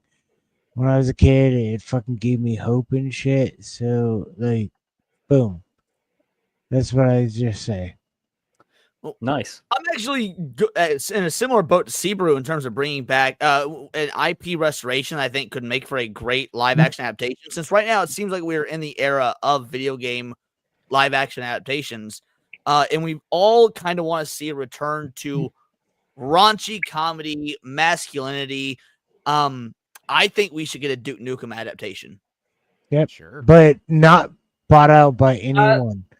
Like, because right now we all know that. Yeah, right.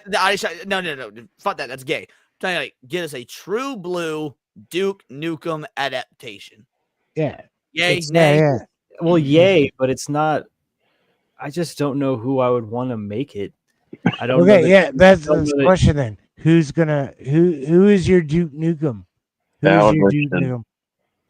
What was that, Paul? Alan Richardson. No. Oh, he said who to make it, but yeah, Alan Richardson's not bad. No, I mean, like, Leon. Who's your Duke Nukem? Like, Like, are you asking who I would cast You as have Duke to? Nukem? Yeah. Who would you cast as Duke Nukem? I said earlier in the show that when it comes to main characters in video game adaptations, I say always go with unknowns. For the main character. So I don't have a casting. I think that you should always cast if it's a live action adaptation for the main hero. You should always cast unknowns. You can have famous actors play side characters or play the villain or whatnot. So yeah, I don't. But I do think that if I would want somebody to make the adaptation, like for a director or whatnot, Edgar Wright. DJ for another 10 banger says, I think the new Naked Gun might be pretty good. Also, Dex, them toes. The toe beans. The toe beans. It's a party. The more the merrier. Isn't that right, Si? My ID. The AI poster for the new Naked Gun movie was funny. I liked the coffee gag in the new trailer. I didn't like the first trailer. Yeah, the second trailer, I chuckled a little bit, but yeah, I don't know. As far as Duke Nukem, I think we should do something more like I don't know why they don't do this more often, but like when I think of like the Deadpool movie with Colossus, how you had like 3 different people play him. Like you should just get like a guy who looks like him and then get another guy who sounds like him and just like combine it, I don't think what's the problem with that? Like if you want it to be real accurate. Just to spite Leon, it's going to be Pedro. It's going to be Pedro Pascal. Oh fuck off! No, Pedro Pascal. No. Yeah. That would be hilarious, dude. No. At that point, I'd be like, they're fucking with us, right? Like, come on. To Paul's credit, I'm the guy that, like, let's say they never changed the look of Sonic. He stayed ugly Sonic, and we got the movie with that, version of the character. Right. I still would have gone and seen it. So if we got a Duke Nukem Pedro Pascal film, I would probably go see it to be like out of morbid curiosity, and I kind of hate that about myself. Would you still like the Sonic movie if he looked like the old Sonic?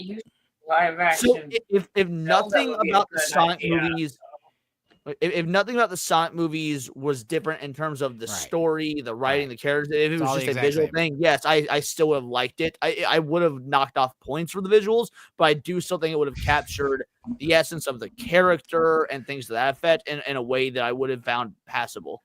Honestly, I don't think it would have gotten a sequel. Yeah, I know. Not even close, baby. Let alone a third. I would have seen the movie and maybe like 12 other people. Damn. Yeah, exactly. It's the truth. But that's the honest to God truth. He would have. I mean, you also said that live action Zelda needs to be a thing, and I don't think so. I do think live action Zelda will work, and here's why. And I mean, I've talked about this either videos or streams or whatnot, but so back to kind of what we were talking about earlier with the fantasy deficit. The Legend of Zelda is rife for live action potential because I think that we've already seen The Lord of the Rings in live action. We've already seen Dune in live action. These things that are considered unadaptable can be done if you've got the right director, the right script. We already know from the experience with Mario and Detective Pikachu, and frankly, how litigious Nintendo is, how protective they are of their IP. There was all these rumors. Now, whether they're true or not, I don't know. They've just been rumors. But because a lot of people accused Peach of being a girl boss and whatnot in the Mario film, and the rumors are true, Peach was actually far worse in the draft that not DreamWorks. I don't remember the studio that did the Mario. But the point is, Illumination. Thank you.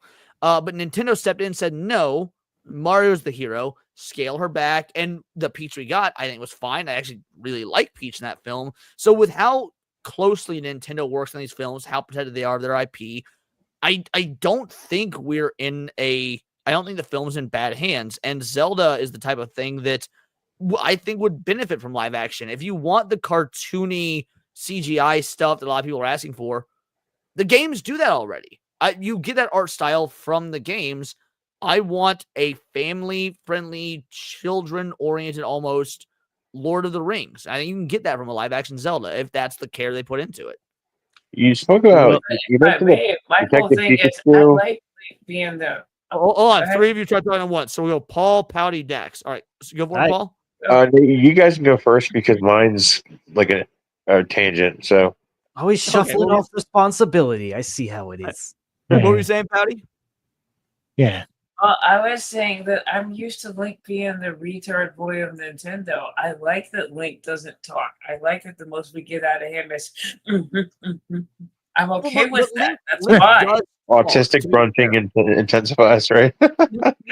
Exactly. Canonically, Link does speak.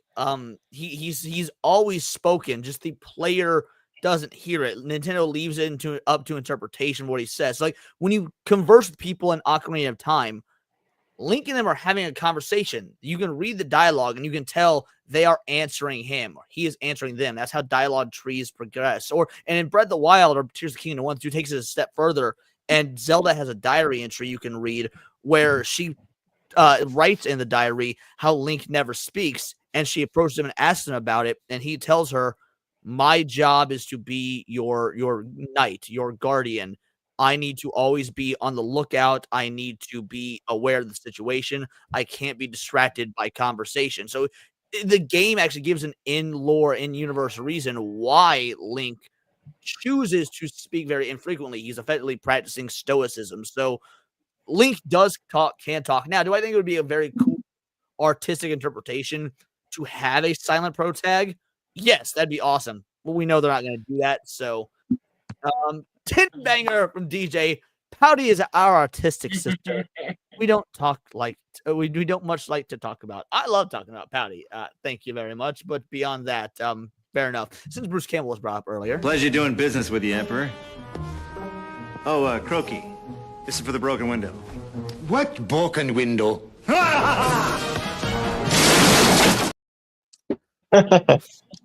And he landed right in the pool. And then right in the pool. Jake Martin for $1.99 for a super sticker. What's the sticker? Hold on. They're just 99.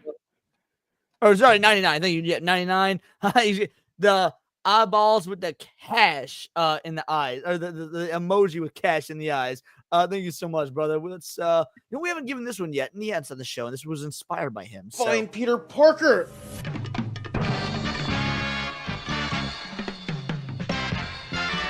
Who the hell are you?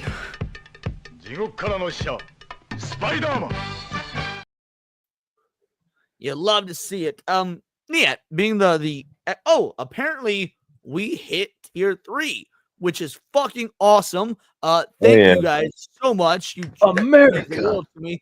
But also while I was doing tier 2, it occurred to me, DJ, I'll hit that in a moment. I'm gonna be out of town on Sunday, so we will do an extra stream during the week, but it won't be. I will do one of either two things. I'll probably put a poll in the Discord, and I'll let you guys choose. We can either just do a super extended stream on Sunday, or I can do a different stream on a different night of the week. So we'll go from there. I'll let you guys choose. But I totally forgot to be out of town Sunday, so I can't do a Sunday special stream. But you guys hit tier 3. You will get an extra stream in some format. What were you saying, Paul? You said super extended stream on Sunday again, which you're not going to be here for. No. As in the following Sunday. Oh, the following Sunday would be okay. Instead of starting at like between 3 and 5, so I normally do, we'll start at like noon and go all the way up to Niat's show at 8. Maybe like the 12th or some shit. All right. Yeah. The 12th. My tangent that I was going to answer earlier was you mentioned Detective Pikachu. I really hope the Pokemon Presents thing that comes out like late July talks about the sequel. That has been in development hell for the last several years. Because yes, I'm right there with you. You and I saw that in theaters together, by the way. For the people that don't know, because get Paul IRL best, and we loved it. Oh, so good with your daughter, right? Yep, sure did. Yeah. It was pretty great because it was the first film I ever took her to in theaters, and the first movie my dad ever took me to was Pokemon, the first movie. I'd seen movies in theaters before, but like my dad had never taken me to. Like my dad, the first movie he ever took me to was Pokemon, the first movie. So like 25, 30, whatever it was years later, I got to take her to that be the first movie I took her to. Like George Lucas was right. History rhymes. DJ with a tin banger, guy wearing the glasses in the dark is still poor. Yep. Was it? Stop it. Get some help. Was it my Temu glasses or my Walmart T-shirt that tipped you off? Niat, what? But that means as somebody who is very invested in film, and we'll probably wrap up after this topic. We'll get everyone's thoughts on this. But Niat is somebody who very much studies like the art of filmmaking, and is because I'm biased. I'm looking at the live action Zelda as a fan. What are your thoughts on the idea of this movie? How it's going to go, what you know about Nintendo, all of that. I mean, I'm not a big Zelda fan. It's not to say that I don't appreciate it. I played Ocarina of Time back when I was a kid, but I haven't really touched any Zelda-related like games since then. So I'm a little bit out of touch with regards to the zeitgeist. I don't really know that much about what's happening with this live adaptation, other than the fact that Guy was going to be playing him. Did you see is it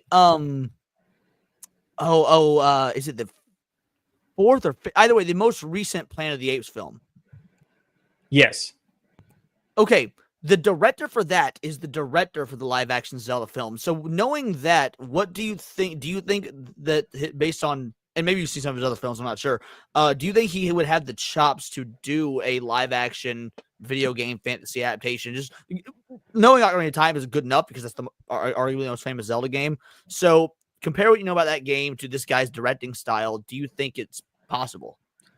I mean, anything is possible. I don't think that that's a really good film, though. I do appreciate, and he sort of had an uphill battle because the last two movies in the rebooted Planet of the Apes series by Matt Reeves were phenomenal. Like they were top notch, very character driven. I didn't know Matt Reeves was the one that did it. I love that trilogy, but I didn't know that Matt Reeves did the ones after what was the first one? Rise of the Planet of the Apes. Yeah. Okay. So I think he had an uphill battle when he did the recent adaptation. I thought it was okay. It wasn't spectacular. There's some really good performances, especially the guy who played not Caesar, but Prospero Caesar. I think it is. The CGI and stuff with the apes looked fine, but I don't know. I don't know if he's the right fit. I don't know if it's worth mentioning. He didn't write it; he just directed it. So how? Like, I guess. Oh, in that case, yeah. I mean, if the person writing the script for the live action adaptation is well versed in the Zelda lore, understands all of those characters, then I think the director could do a decent enough job. But the casting also has to be spectacular for this to work. Yeah.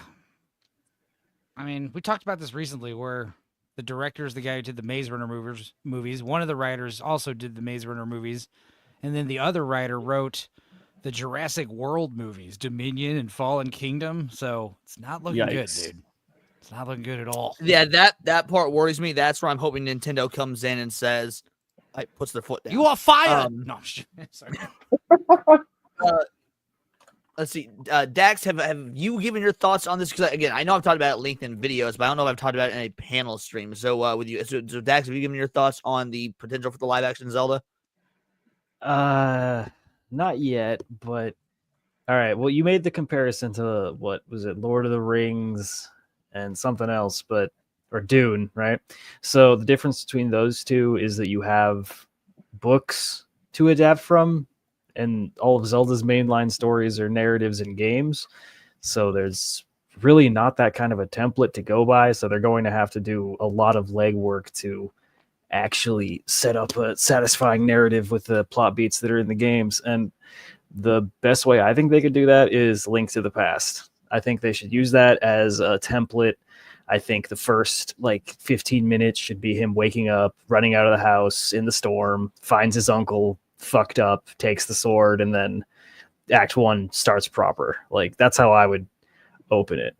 But yeah, Enzo, the writers room for that does not inspire me with confidence. So I don't know how much Nintendo is capable of vetoing if they're already locked in and if the script is already written. So I'm pretty dubious about this one. Well, I can't imagine Nintendo had final say on the Mario Bros. Film. I can't imagine they would have given that up. I would think they would keep it the same for Zelda as well, because it's their second biggest IP after Mario. Maybe Mario did so well, they're like, fuck it. You guys clearly know what you're doing. Take the reins. It's fine. Does that sound like Nintendo are the same people that sue YouTubers for $40,000 just for playing ROM hacks of their games? No, but yes. I'm just saying. Speaking of, by the way, yes. Speaking of ROM hacks, I'm going to be putting my channel at risk in October by playing a horror-themed Legend of Zelda ROM hacks. So we'll see.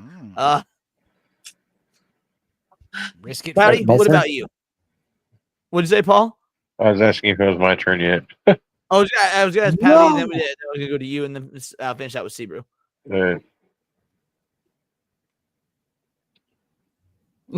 Don't all speak at once, everybody. No, he said it was my turn. I was saying I don't think you're going to be putting your channel at risk by playing any Zelda ROM hacks. I mean, Nintendo only decides to bring out the ninjas when they feel they're actually being threatened, and they've never really felt Zelda was a threat. Oh yeah, I was being facetious. I meant your thoughts on the Zelda movie. I've already told you my thoughts on the Zelda movie. Okay, there's a YouTube channel by the name of Rowan Link who did a fantastic job doing a Studio Ghibli version of Ocarina of Time, and I think that would be fantastic for any Zelda movie moving forward. I don't think live action is a thing we need to do, particularly because nowadays the actors can't take the fact that they're playing characters. It's, you need to see my face and know that it's me. It's like, no, I don't. I didn't come here to see you. Catch you later, Jake. Have a good rest of your night. Sorry, continue, Patty. Hi, Jakey. Peace out, Jakey. See you, Jake. Love you, mate. Well, no, that was the point I was making. It was okay. We don't come here to see the actor, but at the same time, we live in the age where the actor thinks they're the most important thing. Well, we've got characters go whose to faces for we actors, though. Like there was a time where even if the movie was something I don't give a fuck about. Like, okay, F1 is an excellent example of this. I don't give a fuck about racing, but because Brad Pitt's a goddamn movie star, obviously in F1, like, so that's a relatively. I mean recent the shift. opposite, though. For me, I mean the opposite. Like, what was it, a week or so ago, we were discussing the Halo show. My issue there was that we had to see the Master Chief's face, and then eventually it went from his face to his ass. It was like, why? Well, and that goes against the core of the for it. character. Oh, sorry, go for it. What were you saying, Dex? I was just saying, like, if they keep that trajectory, when are we going to get our first like male upskirt in movies? That'll be nice, you know. I'm can sure kick the me Jap for that We one. know what Dax is into now. Yay. Paul, what about you? What are your thoughts? Because I know that even the Nintendo fan as you are, Zelda's one of the franchises you never really dig it into, right? What? I played a ton of Zelda, bro. I just haven't played Breath of the Wild or Tears of the Kingdom. Oh, okay. So you just haven't gotten into the modern I haven't ones. Okay, gotten into gotcha. it yet, but I would, I love the old. Here's the problem. Like Neot mentioned, trying to get like Nintendo to help them nail down the characters. Even if they do, I'm concerned about capturing the charm of Hyrule, because it's like its own character in itself, the land itself. And I just think that'd be very difficult to capture, especially in live action, to be honest. Well, you're probably the biggest Lord of the Rings fan I know, besides maybe The Plot Strikes Back. Could you not say the same about like the world of Middle Earth, and that was captured properly in the films? That's true, but I trust Peter Jackson a lot more than I trust whoever the fuck is doing the Zelda movie. I don't trust the visuals in Zelda to even fucking come close to Lord of the Rings. I just don't see it. Exactly. No, see them Really? even trying. No, because it's not. trying You have to to get understand what an anomaly Lord of the Rings was in terms of its production. Like Agreed. getting how Herculean of a task it was to even get them to sign off on making all 3 films at once. Like that shit's not going to happen. But, and you have And to they have remember like that the 5 years production of crew was like, pre-production we're as not well. Exactly. And nowadays, everybody's trying to self-insert. It's totally different. Well, when I'm comparing Zelda to Lord of the Rings, what I'm more referring to is because to be fair, Dax is correct in terms of the Herculean task that doing that was. But what I mean is that it is in the vein of if you had to list the top 5 most famous fantasy IPs in the world, Lord of the Rings is easily number 1. I would say D&D is probably number 2. I don't know if Zelda is number 3, but Zelda is in that top 5 for most famous high fantasy IPs. So if studios are going to have faith in doing so and it making money, I would think that Zelda is on that list. But like to Paul's point about the Lord of the Rings being an anomaly, you have to take into consideration you've got somebody who was in love with the Lord of the Rings books by Tolkien in the form of Peter Jackson. He read them religiously. You then have his creative vision, his experience with doing special effects, the fact that he helmed the project and got his own production company, Weta Digital, to do the special effects. And he'd had a lot of experience working with them on, I think it was like The Frighteners, which he did with Michael J. Fox, and a few other... Such an underrated film. So, like, in order for Zelda to be done properly, you need to have a visionary director that has a love of the source material, that also has a creative team and a digital effects department that he's worked with consistently, if not created himself. So, I don't think that's possible. Okay, I do see the point there. Like, my bias and optimism is wanting to disagree, but objectively speaking, I do think you are correct. Temper it a little bit, bud. What? Temper it a little bit there, bud. Temper that optimism. Yeah, it's just because I don't know. I don't know how much it means to you. I just no. Well, it goes beyond Zelda. I do want to see a golden. And I was talking about this a little bit earlier when talking about the Street Fighter stuff. I do want to see a golden age of video game adaptations because I mean, most of us are around the same vintage with maybe about 10 years or so of discrepancy. We grew up with outright terrible video game adaptations without minus. You got the one-offs that were good, such as the first Silent Hill. I would say that's a pretty good adaptation. No, what, you don't think so? that movie sucks. It sucks hard.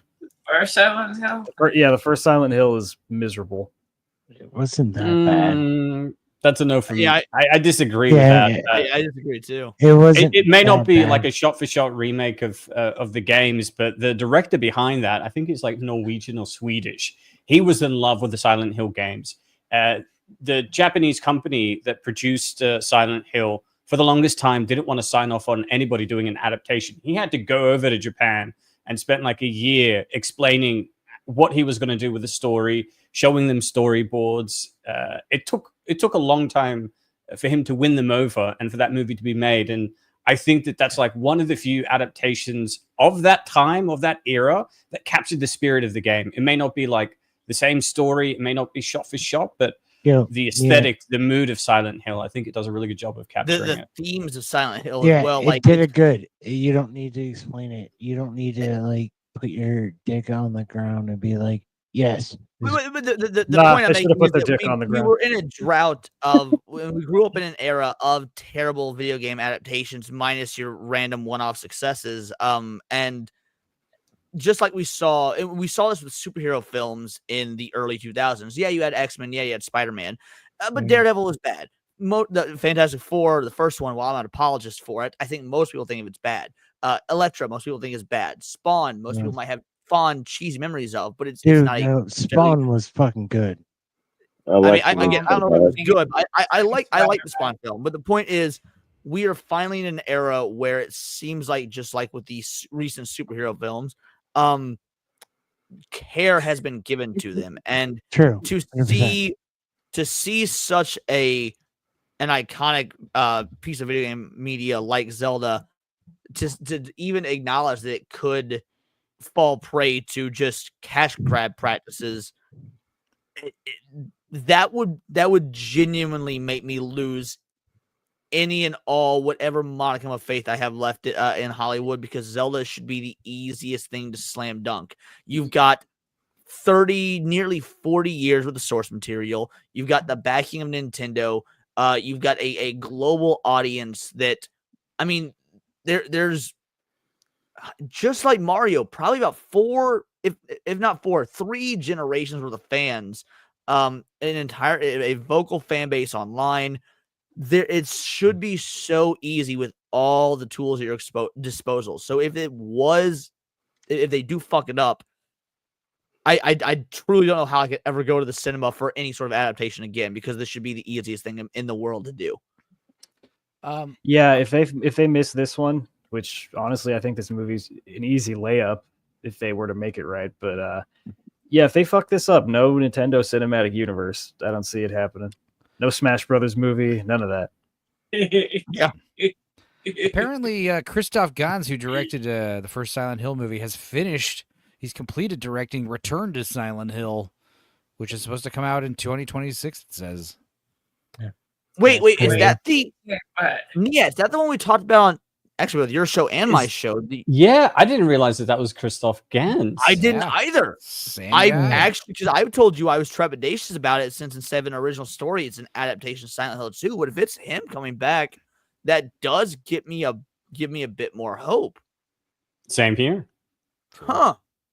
Well, Sebrew, we'll get your thoughts on live action Zelda. I'll hit these last 2 super chats, then we'll wrap for the night. Let's get it. God, like I'm just very optimistic, because like dealing with you guys, like you guys are homies and you guys fucking know the lore as much as I do. I was gonna ask, like, do you guys remember the Double Dragons movie, like as kids and shit? And then boom, we're talking about new directors doing new things and shit like that. I'm grateful and happy, and I'm just fucking like, it's the 4th of July. We're cooking. We're doing shit. Who gives a fuck, bro? Thank you very much. Stupenzo, Dax, Niet, Pouty, fucking Leon, Paul, the fucking homie of Niet. fucking Don't Leon. forget Niet. He I said said Nia. Niet. Oh, did he say Yeah, Niet? My bad. Okay, yeah, I yeah. missed it. I It's like, did the shoot, travel. Let him yeah. cook. Let him cook.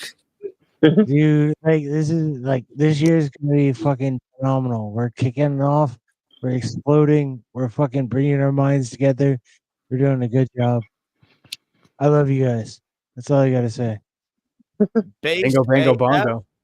Oh yeah, Hell yeah. Bingo, bango, fucking bongo. Wait, are we Yeah. all have to say that now? If you want. Bingo, bango, bongo. Bingo, Bingo, bango, bingo, bongo. bongo. Bingus, bongus, bangius. Giggity. DJ Hater of the Poor says, for one thing, you should never see Master Chief's face. Or And his for an ass. additional pin banger, all this comes down to the mistake men made when we let women vote. Nothing good has come from it. Based. I'm you Do two agree. super chats. That we're getting 2 clips. For that woman one, Women. I couldn't agree more. And this is how I feel like the individuals who made the Halo show. This is probably what they went through.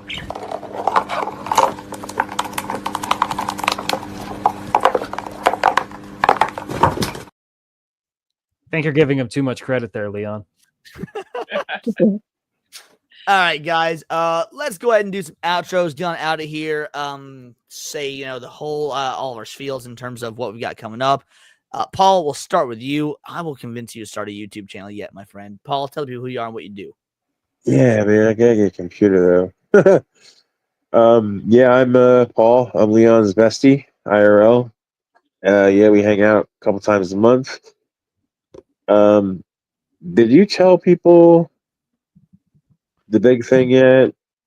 Yeah, you said more streaming, right? So I've explained half of it. People do know Okay. that there's starting in mid-July, July 12th actually will be the first day when it goes into effect, that I will be doing daily streams, daily videos, as well as a new channel focused exclusively on gameplay streams. So that is, and I will be, excited to be able to watch more wrestling with you. yes, absolutely. Yeah, that's it. The ever lovely Piranha Pouts, who looks so different without dreads. It's so crazy. Tell people who you are and what you do. Well, I am really close to finishing Super Mario Odyssey. I'm thinking one more stream. I'm so sorry we couldn't do it this week, but we'll catch up with it next week. And then after that, it's going to be a toss-up to see what I can get to Platinum first. I mean, it's either going to be Cake Bash or Schedule 1. I'm not sure which one I'm going to get to. Either way, folks, you show up see and your show Meth out. Empire schedule. I was Yeah, my about Meth to say, Empire. You have no idea. well, I was about to say, yo, mods, make sure you put Pouty's information in the chat. But Daxnar, best mod in the whole damn land, was already on it. So make I sure know you what I'm subscribe. doing. Yeah, I brought you do. everyone's Dax is windows on up like half everything. an hour ago, bro. Dax is the best. Dax is the best. That's right. My brother from down under, my friend. Tell everybody what you got coming up and answer this one for me. Because the algorithm is a bitch and because we all have to play by its rules, when Resident Evil 9 comes out in February or March or whatever it is of next year, when intrigue is at its peak, will you be doing a virus video on it? Absolutely, yeah. I'll happily do that. I love my virus videos. Yes. All right. I might tell even you who you stream are, it what if you it's good. So yeah, I'm Niet, run Film Comics Explained. I've got a couple of videos coming out next week. Just dropped a video on the Adeptus Mechanicus Warhammer 40k. Got one on the Benny Tlilax from Dune dropping tomorrow or the day after. Working on an Iron Man script, but yeah, check me on FCE Live. We'll be on at 9 p.m. this Saturday. Are you working Sunday. on an Iron Man script? Like as in the Ironheart. Sorry. Oh, Ironheart. Okay. Ooh.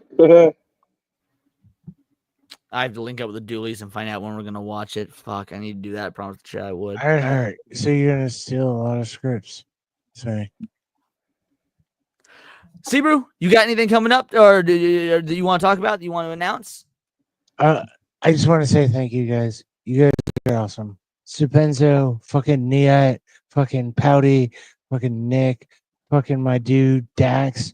You guys have been amazing. Like, obviously, Leon, like, I didn't get to come on a second ago because, like, you know, we didn't hit the goals, but it was my birthday, whatever. But That was a you couple know, weeks and not a second, but I get you, bro. like, you guys are awesome, and I'm gonna start making content. I've already had people on what's it? Not Kick. Shit. Twitch. I got like 60 people there. Whatever. Fuck off. I'm just a snakehead. Thank you guys. I love you. Much love, Verlin. Love you. No, thank you very much. And so before we end, before we go further, Pouty did send in a super chat, which she absolutely didn't need to do, but she did. So you know what? We're gonna go ahead and give her a clip. She says, because Leon is over 900 at least. Leon, Moxie, are y'all niggas happy? Hmm? Y'all happy? You proud of yourself? Hmm? I hope you niggas is happy. Congratulations to all the new single moms on the channel, but I just hope you niggas are just so happy with what you've done. I'm sad Trey said he's never bringing back the clown face. You refuse. Maybe we could bully him into it. Maybe maybe we could tell him that if he doesn't, white people will take over his channel or something. I'm not sure, but we'll find a way to bully him into it. And yes, Kalika, go perform your husbandly duties. Dax, best mod in the whole damn land. Tell the people who you are and what you do. All right, everybody. I want to give you all an especially based Dax outro because it's the goddamn Independence of America Day, and y'all deserve something a little extra. So, to all of our wonderful supporters tonight, I want to thank you for being so goddamn high tea, having such large chins and breasts and butts and everything large because America is the largest and the in chargest. So everyone, Sebrew, brought about Jake fucking Martin, Hypno, the king of the bigots, supporting us directly. Love to see it. Golden Apples, Lucifer the Doberman, Corn, Boy, the Primate King, Son Nigwu, my monkey brother, EB, D-Day, Direwolf, Fun with Collecting, Film, Comics, Explained, thank you, Niat, R2, motherfucking Lee 2, Stu, Penzo, Pre-Dawn Corpse, a new viewer, love to have you, Hayden, motherfucking Wayne, and last but certainly not least, our resident gooner, DJ. Thanks for making us hit tier 3, bud, and I'll see you next week for some more American chicanery. And fuck yeah. Peace out, everybody. I had to mute because I was laughing so hard at the Corn Boy. The pause killed me. Thank you. That was really good. We got DJ coming in with a 10 banger saying, Dax is the worst. Harder, Leon, harder. He speaks truth. Enzo, tell the people who you are and what you do. Oh, thank you for having me. It was cool hanging out with y'all on 5th of July, early morning. It was a good 4th of July we had. Yeah, I don't know. I'm excited about the future. The next couple weeks are going to be pretty fun. Sunday after Gooch and Gang, we're doing a dinosaur special. Tales from the Dork Side. Just dinosaurs in general, not just the Jurassic Park movies. We will talk about those, including the new one, which wasn't even that bad, honestly. Yep, so it wasn't. It was I would argue it's a third or fourth best Jurassic Park movie. It's better than all the world movies for sure. That's good. I'm happy about that. It still wasn't great, but I enjoyed it. But that being said, we'll talk about it more Sunday. Wednesdays, the next couple Wednesday we watches, we got some good ones because of the Superman movie coming out. So this Wednesday edited commentary track. Me and Dudicus watched Shaquille O'Neal in the movie Steel, which is a very hilarious commentary video. And then the following week, we're doing Supergirl, starring Helen Slater. I just got the copyright dispute dropped, so that's coming out. Nice. So yeah, I'm excited. They're very funny. I was very proud of those. They're funny as hell. Carnosaur 2 was last week. That movie was terrible. So it's cool to watch some good movies for once, or not good movies, but movies that had theatrical releases for once. So yeah. True. Leon, have you seen the new Jurassic Park? No, How dare you judge? Here's how I judge. Here's why I judge. There's been 7 Jurassic Park movies. There's been before this one, there's been one good one and one that you can argue is so bad it's good. But the point is, if you've got one good movie and a track record of 6, there is nothing that would indicate to me the 7th will break the trend and all of a sudden be good again. Not only that, The law of averages does. You gotta get a winner sometime, right? yeah, they got the winner the first time. They should have stopped there. Although, again, I'm kind of an apologist for 3. Of Demon course you Carol, are. though, with the 5 bangers. Since we are about to get out of here, I feel like y'all deserve, since you did give 5 words of paradise gifties, 5 new vital items. We got a lot of new vital items tonight. Y'all deserve horsecock one more time. Horse Even's great. I'm digging horsecock. Is your cock a horse cock? You will never hear me say it. Nay. Ooh, as I take more.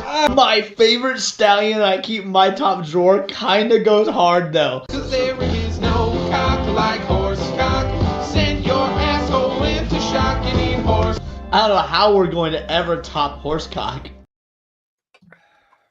I have something to say. I posted it in chat, but it wasn't highlighted or mentioned or anything. I was saying the lore on the horsecock has been deepened after the other night, where you and Cookie again talking about horsecock, dude. It was How did ridiculous. horsecock get deeper? Somebody tell me. The lore was You'll deepened. have to go back. You'll have to watch last night's stream, and then you will learn. Guys, we got to do some sign-offs here. So here's the dealio. First things first, it may no longer be the 4th of July. So you know what we're going to do? We're celebrating the 5th of July. Why? Because America is not just the greatest country on earth one day a year. We're the greatest country on earth every fucking day of every year. Yeah, there's a lot of folks that were out there today celebrating, drinking, grilling. Some of y'all had to work. You still showed out. Badger had an explosive show. I had an explosive show. People before us, I'm sure, had explosive shows. You guys could be doing anything. And what are you doing with your God-given freedom?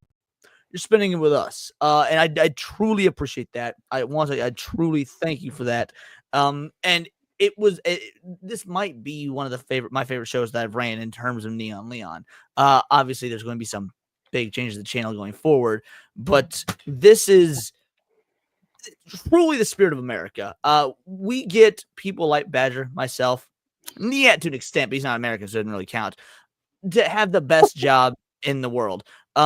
We get to sit in front of a camera and talk about the nerdy, subjects and subgenres and everything that we love, that we grew up on. That frankly, now I don't know about Badger, but that I very much got put in lockers for and whatnot for enjoying as a kid. You can only draw Goku and Spider-Man in the middle of class so many times where people start just realizing you're kind of an easy target. So point is, gotten to take that love of genre, take that love of nerdy hobbies, take that love of film, of video games, of whatever it is that you're into, and make a career of it. And that's, yeah, it's possible in other countries, but it's only really possible in America because we've got freedom of speech, because we have the right to bear arms, because I was going to say because we let women vote, but that one might have been a mistake. The point is, for those of you that were celebrating the most important day of the entire calendar here with us, sincerely, thank you.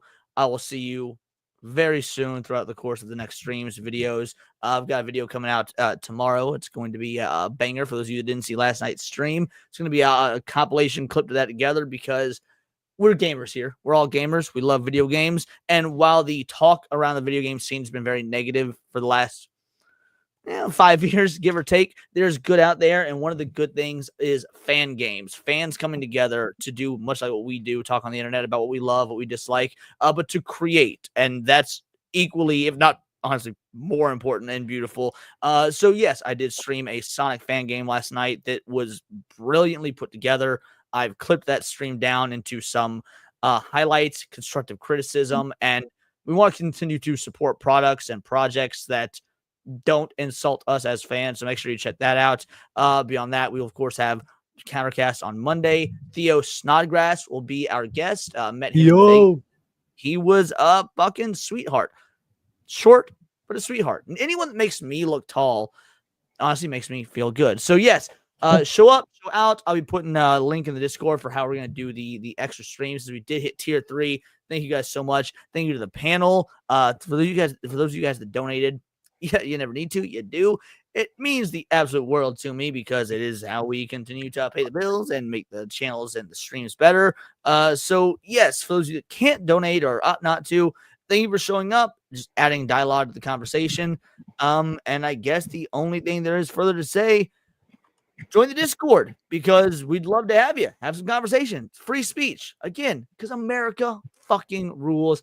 Happy 4th. Happy Independence Day. Fuck commies. Fuck the Brits. Fuck those in Uganda. I don't know why, but just they're not America. So fuck them. And until next time, it's all here in the Nerdosphere. And this has been Words of Paradise.